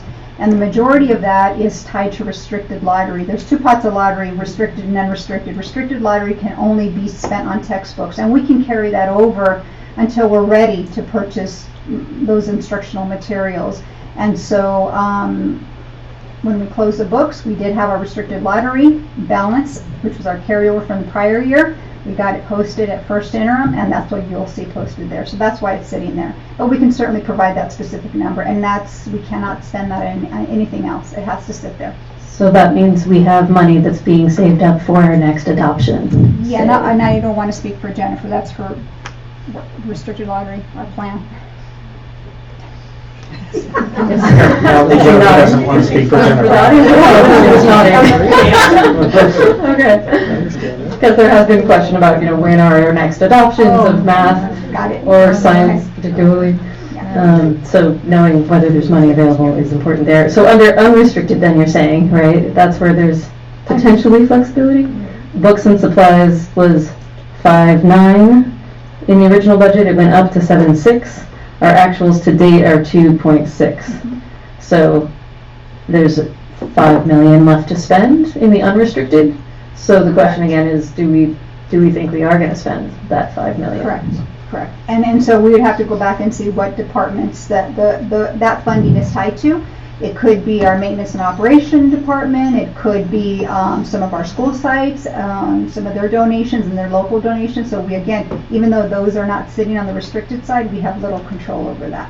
But pretty much, I would say centrally, as far as office supplies are concerned, it's a very meager budget. But again, I can certainly provide that, a breakdown. And earlier we spoke about prioritization and what we want to do as a board to talk about where we want to put our funds. So for that very reason, we haven't really moved forward with specific adoptions, and also because the adoptions that we saw, particularly earlier in mathematics, were not aligned as well as they needed to be. But that certainly can be part of the conversation, because we are at the point where we're going to have to look at books and supplies and looking to see that our classrooms have the textbooks that they need. But we also heard many different other great needs as well. So we would really need to go through each of those. And books and supplies has traditionally been a place where we not only have kept money for book adoptions, but under that kind of catch-all category, that has been a place that we have looked to in the past. If we were looking in negotiations, or when we brought back healthcare benefits, and as you look at over the last 5 years, the increase of 18% across the board. I mean, it came from pulling from all sorts of different places and putting that money in our top 4 areas of need. And so we did put that in our staff. We put that in adding different positions. And we also did an adoption within those last few years for English language arts. So it really is kind of balancing it because many of the budgets can be used in many different ways. But really we can't answer that fully until we hear about the prioritization. And so what I hear you saying, just also it's important for the community to understand what we're talking about here, is that the numbers we're looking at here, including the multi-year projections, do not include anything that we're negotiating right now. Correct. Okay. And I just wanted to clarify a point, because Anita brought up the possibility of the board setting a goal for what they want in reserve, which you indicated in your presentation some boards choose to do that. but then that means there's less money available for the kids that are in school right now that we're Correct. serving. So I don't think, again, that's the road we probably want to go down. We're going with what we legally have to do and spending the money on the resources our kids need. Thank you very much. Any other questions? This is on the agenda for action. So can we have a little action? I'll make a motion that we accept the second interim report. Second? We have first and second. There's no further discussion. We'll go to the vote.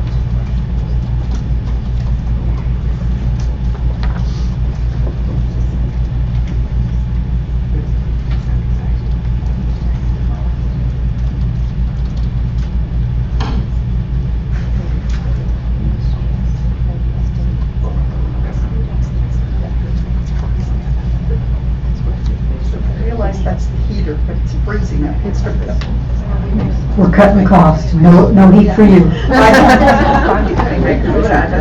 Secret, you keep a blanket under.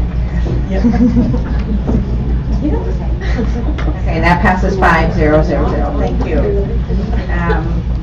Okay, 16.2 is reduction in summer program for 2019. This is for information. Yes, if I could ask our Executive Director of Curriculum and Instruction, Jennifer Sachs, and our Director of Special Projects, Stephanie Roberts. They're going to speak to one of our proposals for cost savings, yet also providing service for students in not only extended year, but during the summer. Absolutely. Good evening, President Durkee, board members, Dr. Meyer. We were asked to provide a little bit more detail about a budget solution that was mentioned at our last meeting, and that would be a reduction to our summer school program for 2019. And a little bit of background, as many of us know that when we did receive some additional LCFF funding, we were able to bring back kindergarten through 8th grade summer school. And that was Ms. Sachs, if you could just hold on for one moment, please.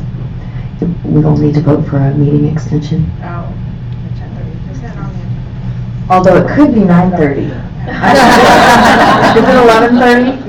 It feels like 11:30. Okay, I'm sorry.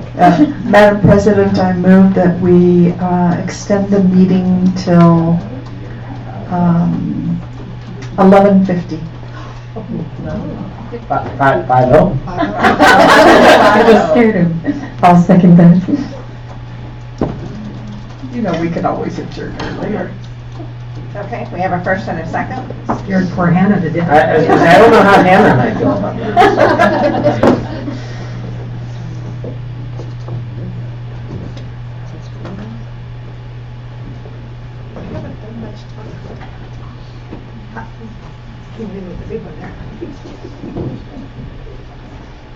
Hannah, what time do you start school first thing? Okay.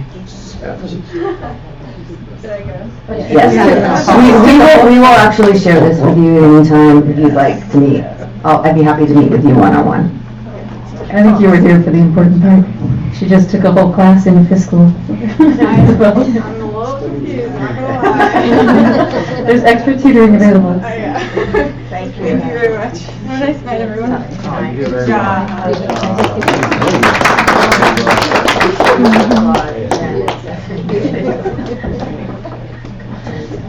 What time do you two have to get? 7. Yeah. 6.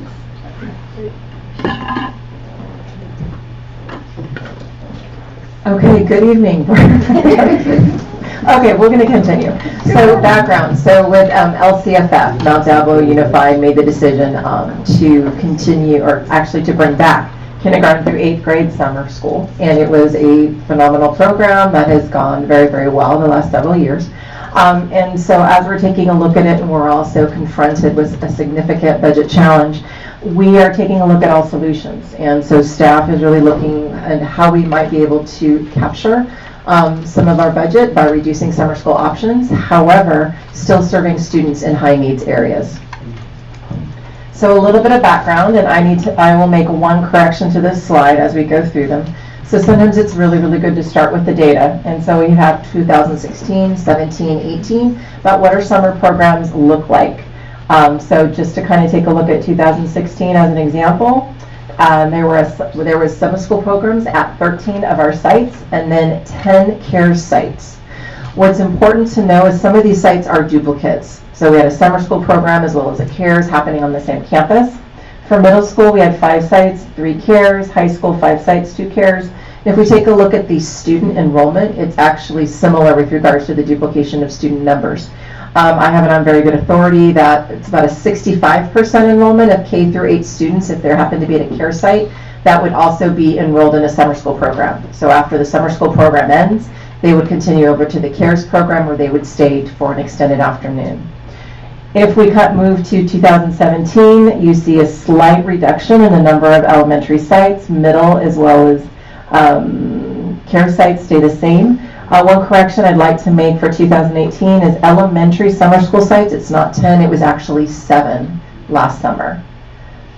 CARES sites stayed the same, we reduced middle school for summer school, and then high school we had 5 sites for summer. As we're taking a look at the summer school students that are being served as well as the CARES, we're adding more and more students to our programs, even though we've reduced the number of sites. And that's really because we want to maximize everything that's going on at our school sites. For those of you that are curious about, let's say for 2018, the number of students that were actually enrolled for summer school, elementary, middle, and high, just as a sample. Elementary was 1,965, middle school was 507, and then high school was 2,400 students. And if we're taking a look at the elementary and middle school summer school programs, not the CARES, they were estimating anywhere between about $450,000 to $550,000 in order to run those programs, depending on the size and the number of school sites. So proposals for 2019. What we would like to propose is that we would prioritize the high school credit recovery as well as grade enhancement program. So if we start with those, we've got that on the far right-hand side, where we would still have a very robust high school program. We would also have extended school year happening on those campuses for high school students. If we go to the absolute left, we would continue to have extended school year, which is required for our preschool students all the way through 8th grade. We would have programs, again, we would maximize programs at Holbrook Elementary, Rio Vista, Sequoia, Sunrise, El Dorado, and then of course our bridge program at Loma Vista. What we would do is have, of course, Shadelands along with Sunrise over here right next door, and then the Robert Shearer preschool program cannot be at Gregory Garden this summer. That will actually be over at Sequoia since Gregory Garden's having construction. If we take a look at the middle column, we've got our CARES sites where we would reduce by 1 elementary school, which really also has to do with construction, and Stephanie will share a little bit about that. The 3 middle school sites as well as the 2 high school sites. And what we would estimate the savings to be by reducing to this model would be a savings in $500,000. What does the summer school program schedule look like for extended school year for the kindergartner or the preschoolers through 8th grade? They would start around 7:45, go to school until 12:45, and again, that would be Monday, June 10th. We're starting earlier in order to hopefully keep the students with us and not allow them to escape for over a week and then try to recapture them. And then we would be through Wednesday, July 10th. The CARES program would still be that extended model for our high needs areas, and that would be again the same dates. And then the high school extended school year as well as credit recovery, they would need to have an additional week in order to make sure that we've got time to go through this semester long curriculum. And so they would end, actually you can't really see it there in the purple, but they would end the next week, July 17th. I'm going to have Stephanie Roberts come to the mic and talk a little bit about the CARES program for 2019. Thank you. So I want to make sure I go to the next one. Okay. So just to be clear, the after-school program is a grant-funded program. The board knows, I'm sure of the audience, but it's a California Department of Education grant. So that's called the After-School Education and Safety Grant, where you'll see funding on the far right. We actually do have 12 elementary schools that have the after-school program, 3 middle, and then 2 high school, but those aren't funded out of ACES because it's only a K-8 funding source. We also partner with the school district to utilize our Title I funds, our supplemental LCFF. Just recently got the ACES code grant that you guys voted on, so we're really excited about that, and then some local grants. But all of that support and fund our summer programs. We don't traditionally run summer programs at all 12 elementary sites, usually due to maintenance and construction. We always close usually a few, so you'll see only 9 of the 12 on the list for summer school, and that is because of a lot of roofing and maintenance efforts. But we've been really successful in ensuring that those schools that traditionally have summer after school have access to the after school programs that are at other sites. We also will be hosting summer after school at 3 middle schools, the same 3 we have during the school year. And then due to Mount Diablo being closed, we're proposing to offer summer after school at Olympic, so it's easier for students to get there, as well as at Ignacio Valley. We will closely monitor the high school enrollment at Riverview, because we also want to make sure that we're providing access to our high school students out in Bay Point, and we usually kind of have satellite programs. So once we know the enrollment, we'll really monitor that. Question? Yes? With the after-school program, are meals provided and You're still thinking right ahead, Linda. I do want to acknowledge and honor our after-school leaders, and right there, Eric Rigo is our after-school administrator, and Cherie Gann is our lead academic teacher. They have been brainstorming and figuring out how we can maintain the quality of cares, but really taking on an extra responsibility to make sure that we're providing that direct instruction and academic support, since we're proposing to not offer the academic traditional summer school.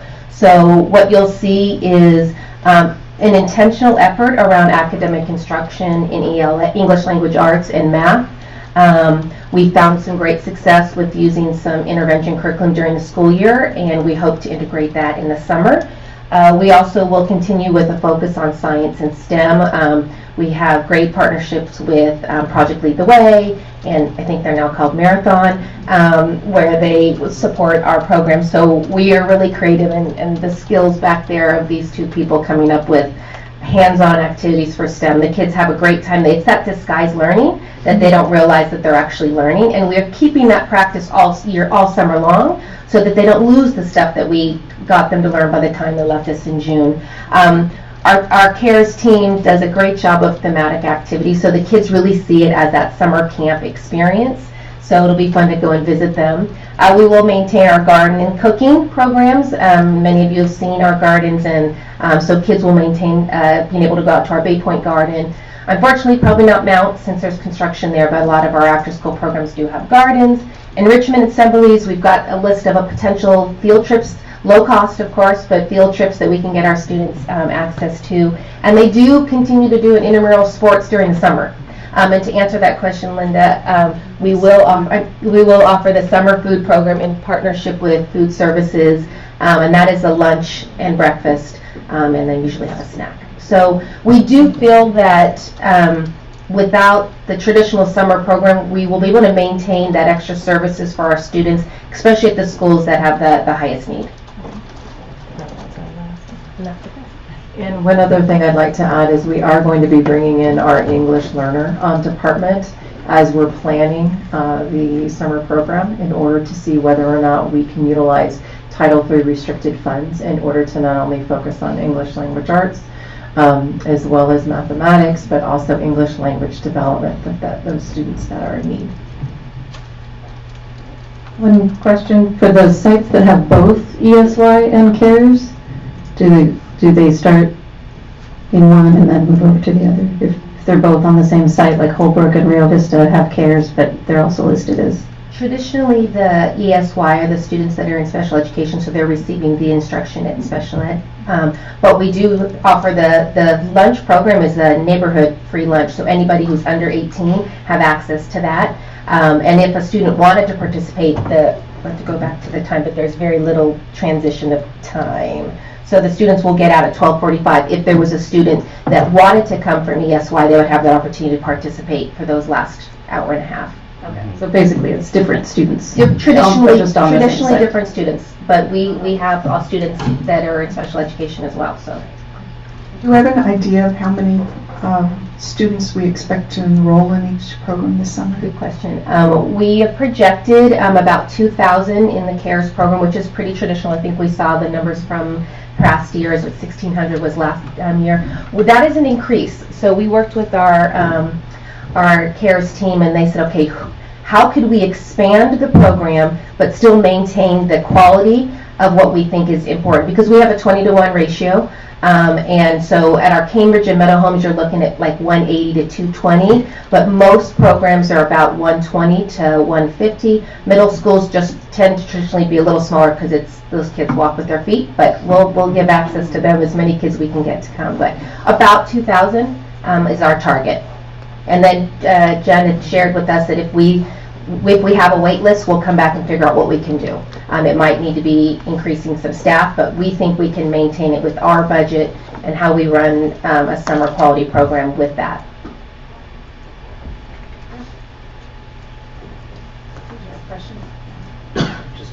I think it's disappointing that we're needing to reduce the scope, but I think one, it was fiscally necessary, and two, I really appreciate, I think it's been done in a very thoughtful way, and I know a lot of effort went into that, so thank you.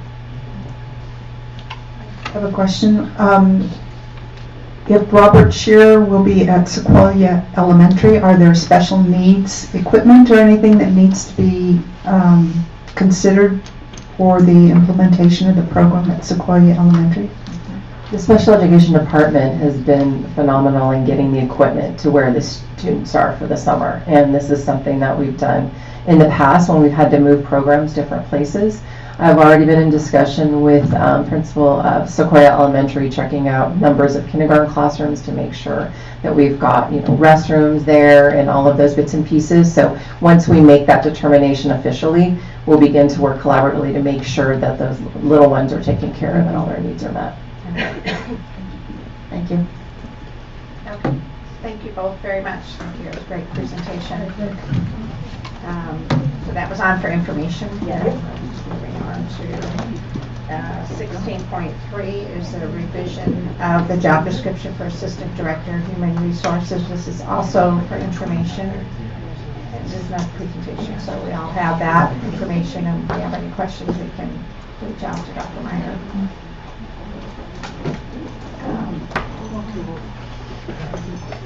16.4 is the award of RFP number 1822 for Lips Fiber High School Transport Service E-rate contract to AT&T Corporation.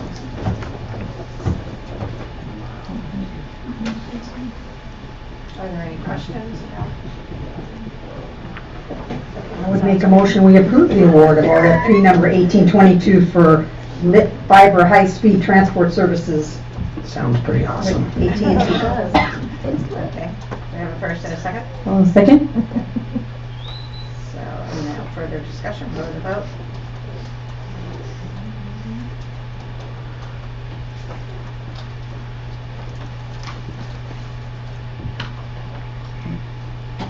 And that passes 5-0-0-0. Thank you.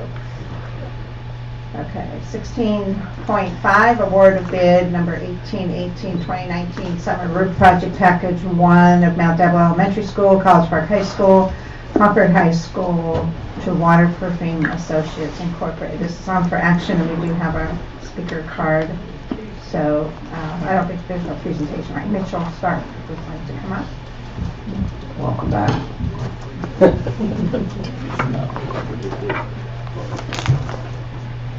President Durkee, board members, Dr. Meyer. I'm here not because of the bids you received from the contractors, but it's more about the manufacturer that you're using.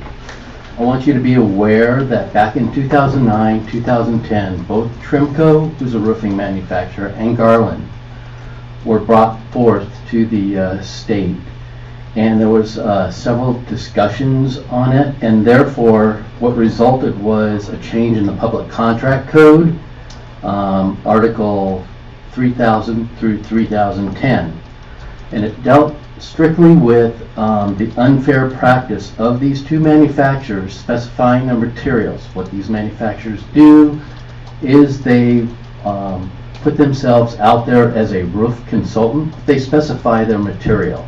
Now, I know this district is saving some money by purchasing the material direct, but the cost of that material is very expensive.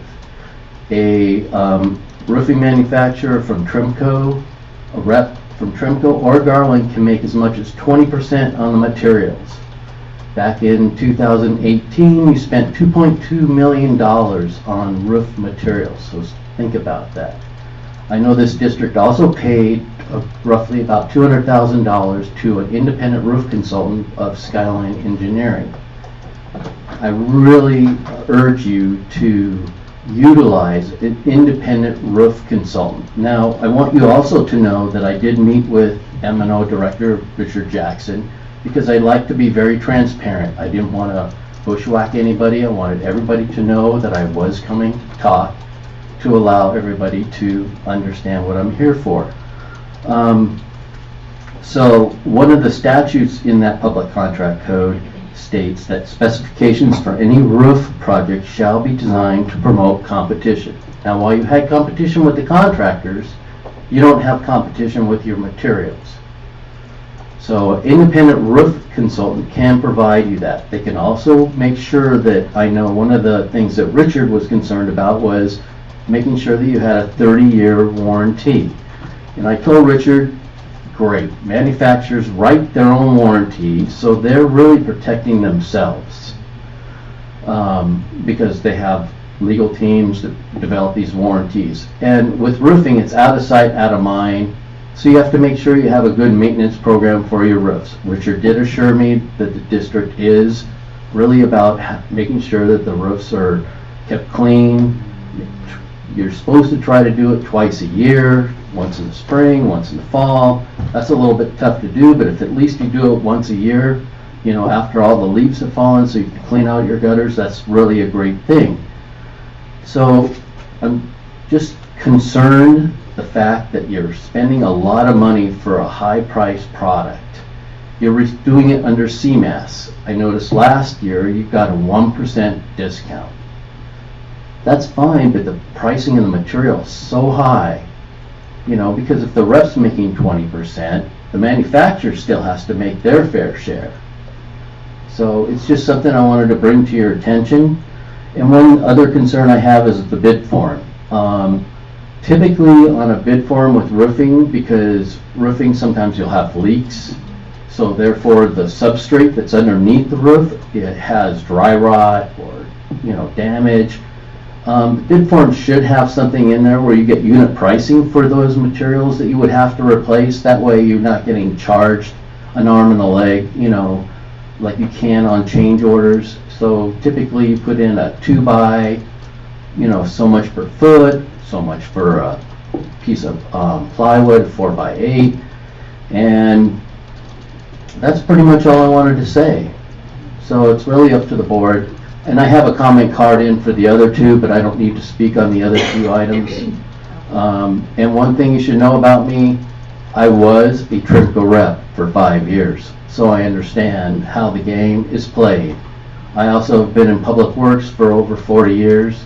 Matter of fact, I work for this district, so I still am very concerned about this district. I am a taxpayer in this district as well.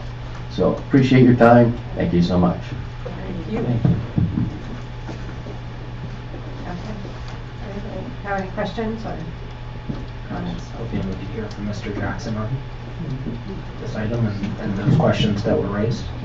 As well as to clarify exactly what we're voting on. Does it include the materials as defined, or is there still flexibility for decisions on that? And the key component is timing. Absolutely. Good evening, Dr. Myers, President, members of the board. Yes, as Mitchell stated, these are some things that we've vetted out over the years. This is a CMAS vendor that we've used, and although that is a cost associated with it, we know that this is a very good product. A lot of our metal seam roofs are Garland, so we know it's a very good product, and we wanted to stick with this. And I get what Mitchell said. We had a deep conversation a few days ago regarding some of the manners, and I believe that one of our biggest concerns that our warranties on these things are our preventative maintenance, what we have implemented. this year and continue to maintain. So that is one of the concerns. I somewhat agree with Mitchell, what some of you saying, but this is something we worked out and thought through with our current project managers, and we come up with this decision to move forward with this vendor. So in the future, for other routes, if we want to go out with a little bit timing of the essence right now, if we prolong this, we're going to be an additional cost, and we're scheduled to go out to bid right now, so we're looking at it. Question? Or did I answer that clearly enough for everyone? Yeah, just typically, how long does this process take? Well, we meet with our vendors. Like Mitchell said, we had an outside vendor come in, Skyline, to do an assessment of some of our roofs. We've used those. We use his assessment of doing our roofing evaluations as well as our M&O staff, and we assess that by leaks we have throughout the year, and these are the ways that we come up with our most current needs for roofs. After doing that, we went out there, and that's the determination how we made the roof. As far as the manufacturer, we know garland are good, they're expensive, but I also believe you get what you pay for. So this is one of the things we can go back and forth on cost, but I also believe timing, if we were to postpone this here, this is going to postpone the whole project for potential, we want to make our summer project list for roofing. And this, but what we had this summer, if we have another year like that, we had tremendous roof leaks this year. Potentially, what I'm hearing is we could end up spending as much as we save if we hold it up and start over. Absolutely. So. And does the project have to go to DSA? This is a maintenance, so no, these are non-DSA projects. And I believe Ms. Cowan was going to ask, what is the process regarding change orders if the substrate needs repair? Well, based on our last year's assessment of our roofs, we had very little change orders, dry rot, and those type of issues that we observed. So we know we have a 10% allocation for these things, and we've stayed with underneath that last year. So we're assuming and hoping that's the process we're going to have this year. We have very little dry rot and these type of things in there. So based on that, that's how we base our initial expectation of what roofs is going to cost this year. Any questions? No more questions? Thank you. Thank you. Do we have a motion? We'll make the motion that we approve the bid number 1818 for 2019 summer roof project and package 1 at Mount Diablo Elementary School, College Park High School, and Concord High School to Waterproofing Associates. And I would make the recommendation that next year, as we go out to bid, we take his comments into account. Absolutely. Okay, we have a second? Second. Okay, we have first and second, no more discussion, we'll go to vote. Because we have plenty of time till 11:50, we can stretch this out if we want. Sure. He's dying. Nails up there. That passes 500. Thank you. Okay, 16.6, award of bid 2019 summer roof project package 2 at Monte Garden Elementary School, Rand Avenue Elementary School, Sun Terrace Elementary School to Andy's Roofing Company Incorporated. Make a motion that we approve the bid 1819 for the 2019 summer roof project package 2 at Monte Gardens Elementary School, Wren Avenue, Sun Terrace to Andy's Roofing. Second. Okay, we have a first and a second. There's no further questions or comments. We will go to the vote.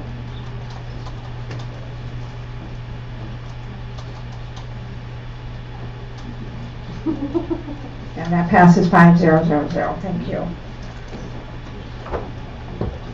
16.7, award bid number 1820, 2019 summer roof project package 3 at Fair Oaks Elementary School, Gregory Gardens Elementary School, and Mount Diablo High School gym only to Andy Roofing Company Incorporated. I was going to say, should I go for the trifecta? 3 in a row.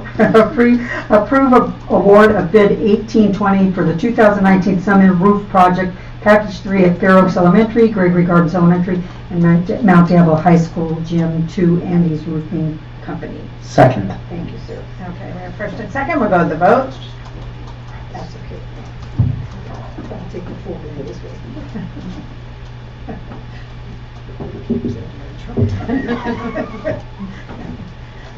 Okay, that passes 500. 16.8, award of contract for design and construction documentation services to Faraday Design Incorporated for landscaping improvements at Mount Diablo High School, Oak Grove Middle School, and Sun Terrace Elementary. Any comments or questions? Madam Chair, I move that we approve item 16.8, award of contract for design and construction documentation services to Faraday Design Incorporated for landscaping improvements at Mount Diablo High School, Oak Grove Middle School, and Sun Terrace Elementary School. Thank you. Have a second? I'll second that. Okay, we have first and second. We'll go to the vote.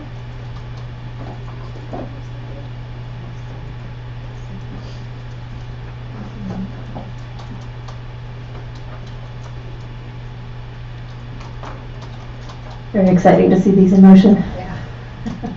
That passes 5-0-0-0. Thank you. We are at 16.9, award of contract number 1828, track resurfacing at College Park High School and Ignacio Valley High School to Valley Precision Grading Incorporated, an authorized distributor of AstroTurf. Madam President, I move the board approve item 16.9. Second? Second. First and second. No further discussion. We'll go to the vote. I did want to say something, you can go ahead and vote. The folks at Ignacio Valley High School are excited about the track, but there are also some other field concerns that they're anxious about, and I've shared those with Dr. Meyer.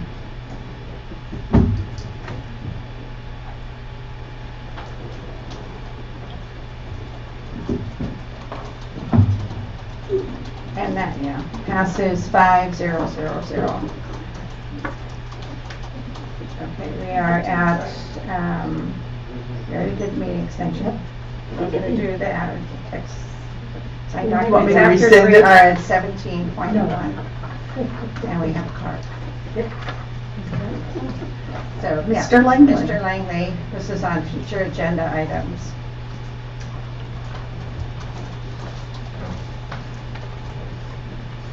Good evening, fellow board members, Superintendent. I shared with you the distress you had when you could not comment, or more importantly, discuss openly many of the, among yourselves, many of the items that were of great interest to students, parents, and employees of the district. You know, vague acknowledgement of problems without robust debate is always less than helpful, as you agree. So I suggest that the board commit well in advance to set aside the 7 to 9 p.m. hours of the next meeting to focus on prioritizing publicly full staffing, full day kinder as info items, also including class size, nurse ratios, teacher librarians. If you have that well in advance and you can discuss it openly, then you can not only get the input from the public, but you can comment on it because it will be agendized as an information item, not something to vote on, but just so that everybody here can discuss it among yourselves, because you're restricted. And I feel sorry that you're so restricted. The views of the board could be manifest for the Mount Diablo Unified School District stakeholders. Even if you can only schedule maybe 2 topics at the meeting, over the next few meetings, you could have time for 2 more topics and 2 more topics. And over time, knowing your perspectives will always be much better than platitudes. So I would encourage you to free yourselves of the bonds and schedule things, and again, well in advance, not wait till Friday before, so that people will know what you're going to be discussing. Thank you very much. Thank you. Okay, so, see, we didn't need an extension, we were fine. No. Our meeting is at 2:30. Okay, all right, with no further actions, we are adjourned.